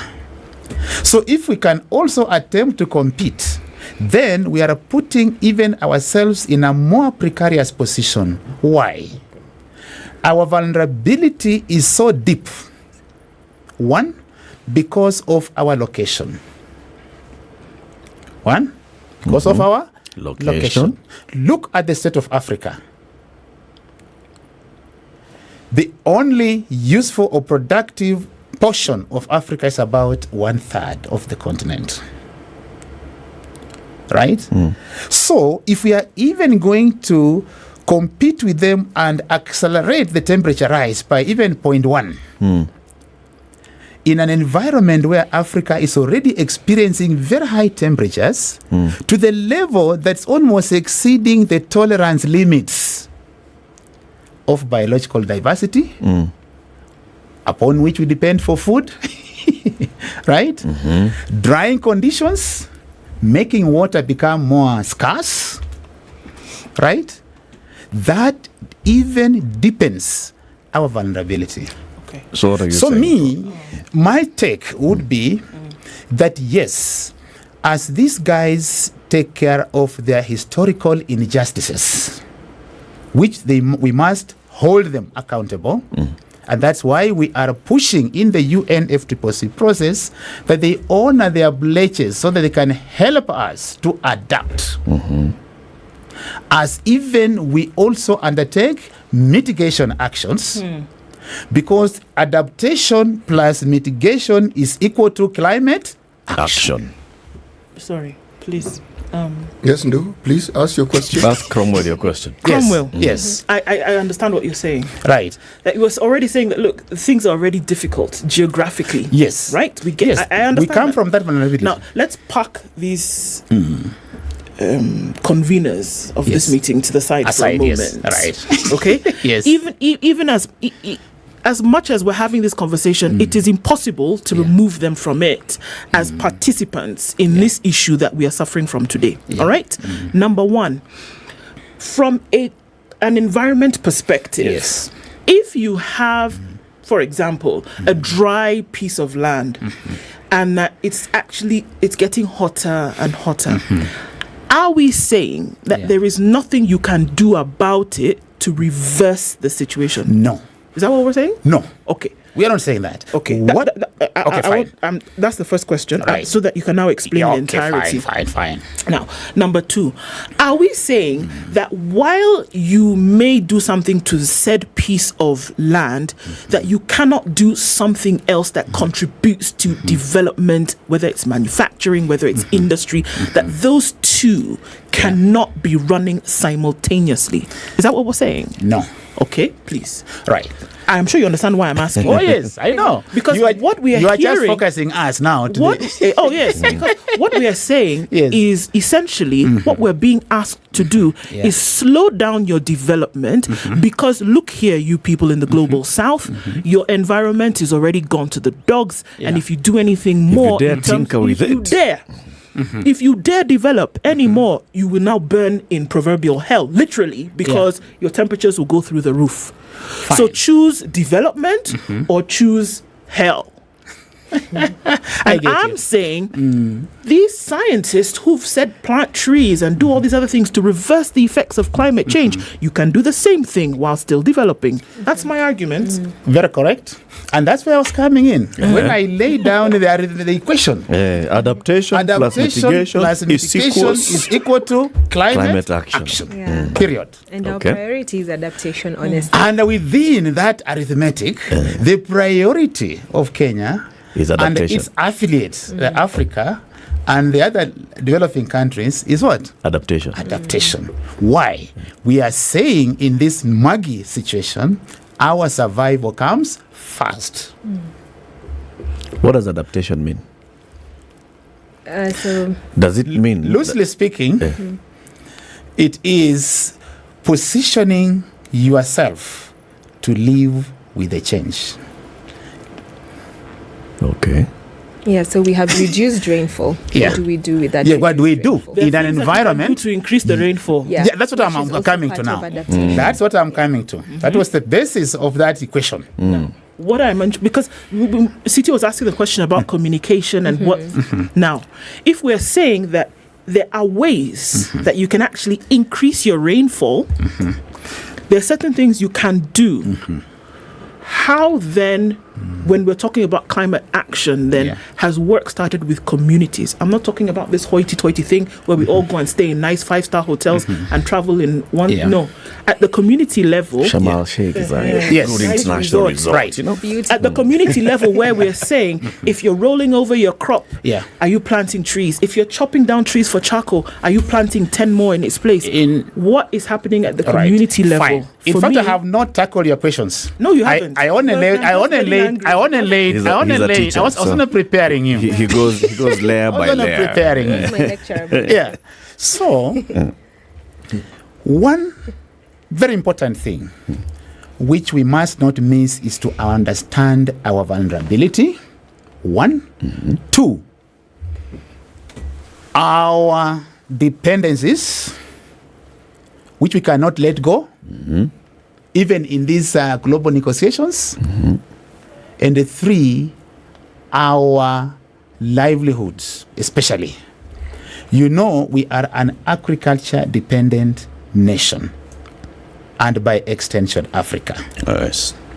So when they come in at that global level with the planted trees, we are very cautious about that. Cautious in the sense that the tree planting should never encroach into our agricultural land.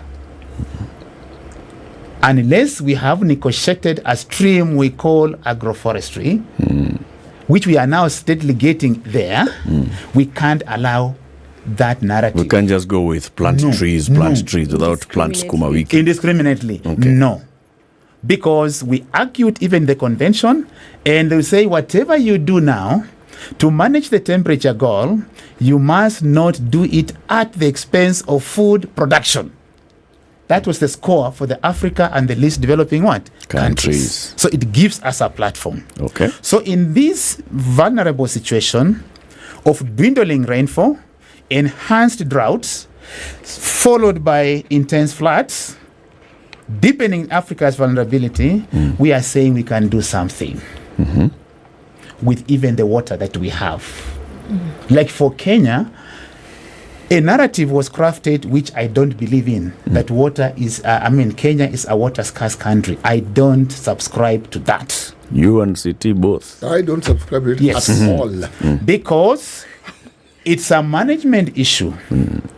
We are not even supposed to be at the level where we are chasing groundwater. It's all about management first of the surface water. Which is sweet water. Very good for agriculture production. So you ask me of what we can do.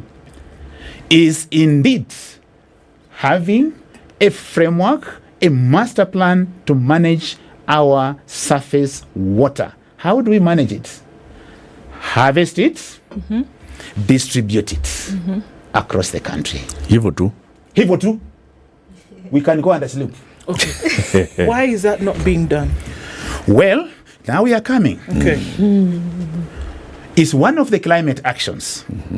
It requires 3 pillars of implementation. Right? We require finances. Right? We require appropriate technologies. We require knowledge capacities, the human resources. Okay. And governance, I think. Yes, And governance. I don't want to mop capacities in governance. Let's isolate it because it plays a key role. You taught her well. She's remembered. Masomo vizuri. Sio tu kupitia, hapana, kwa kusikiza kwa makini. These ones were taught well. Governance. Okay. Right? So this calls for, therefore, an appropriate policy which cannot be done by a university. A university where I work can only do a policy brief, hoping it is going to touch the heart of the policy process. Implementation. Yes. Because we can talk about, yes, let us irrigate. Will you irrigate with air?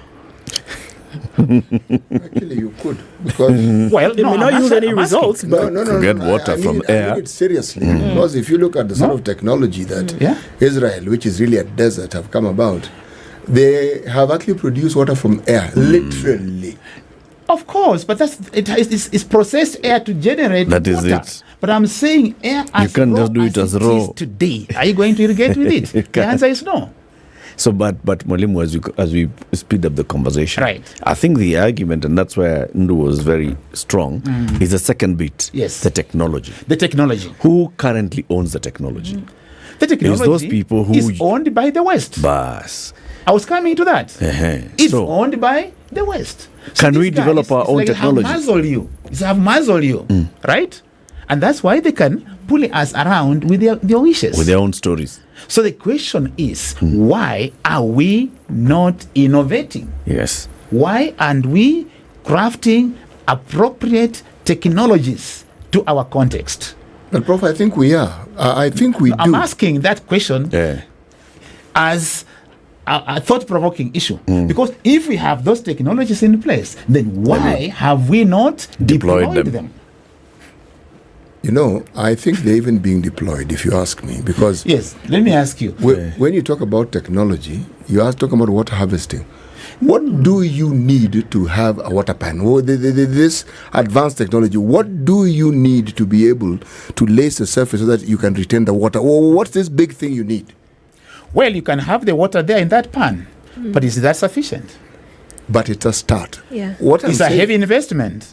How about the use? You know, the reason you must think of it in a stringed form. All the way until the Sukuma Wiki. Until the Sukuma Wiki. You know, the reason why I'm asking, the reason I'm making this statement is because when you focus on advanced technology, you actually forget certain fundamental, basic, ordinary technologies that actually work and which can serve a purpose even as you think of those so-called advanced technologies. That's correct. Because you focus on advanced technology, you ignore what can be done. No, we are not focusing on advanced. We only want to be first enabled to have now your local and the traditional knowledge. This knowledge is with the people. We want to enhance those ones. Me, I'm always against introductions of new technologies from whichever the place. Let us enhance the ones that we have. The ones that we have. Patricia, do we have those basic technologies that I see you nodding every time? Yeah, we do. And I think it comes back to a bit of what we discussed. The adaptation efforts being practiced on Africa are incremental and are very disaggregated and fragmented, but the solutions are there. So in if we have proper governance, that we are able to harmonize all these efforts, and indigenous communities or local knowledge is used to, for example, a certain area would harvest by water by digging and then putting paper, and that's enough for them. Another community would do it differently, but we are not harnessing all this information to come up with something that can enable us to implement this adaptation, because it is an adaptation response all the way from the national to the local level. So it came out very clearly from the IPCC report that our efforts are fragmented and they are not, they are also incremental. So it's just we are dealing with the problem immediately it appears. But if we can be able to plan with the available science and use local knowledge from the national level all the way to the local level, we are able to cope with this. Let me ask you, can the local knowledge and those local mechanisms be scaled? Yes, they can be scaled appropriately. So there are regions where some technology will not work because of the environment. So having knowledge of that, auditing our environment is a first step. So knowing what response measures will work in what region is a first step. But they can be scaled up to at least a certain level. Okay. Yeah.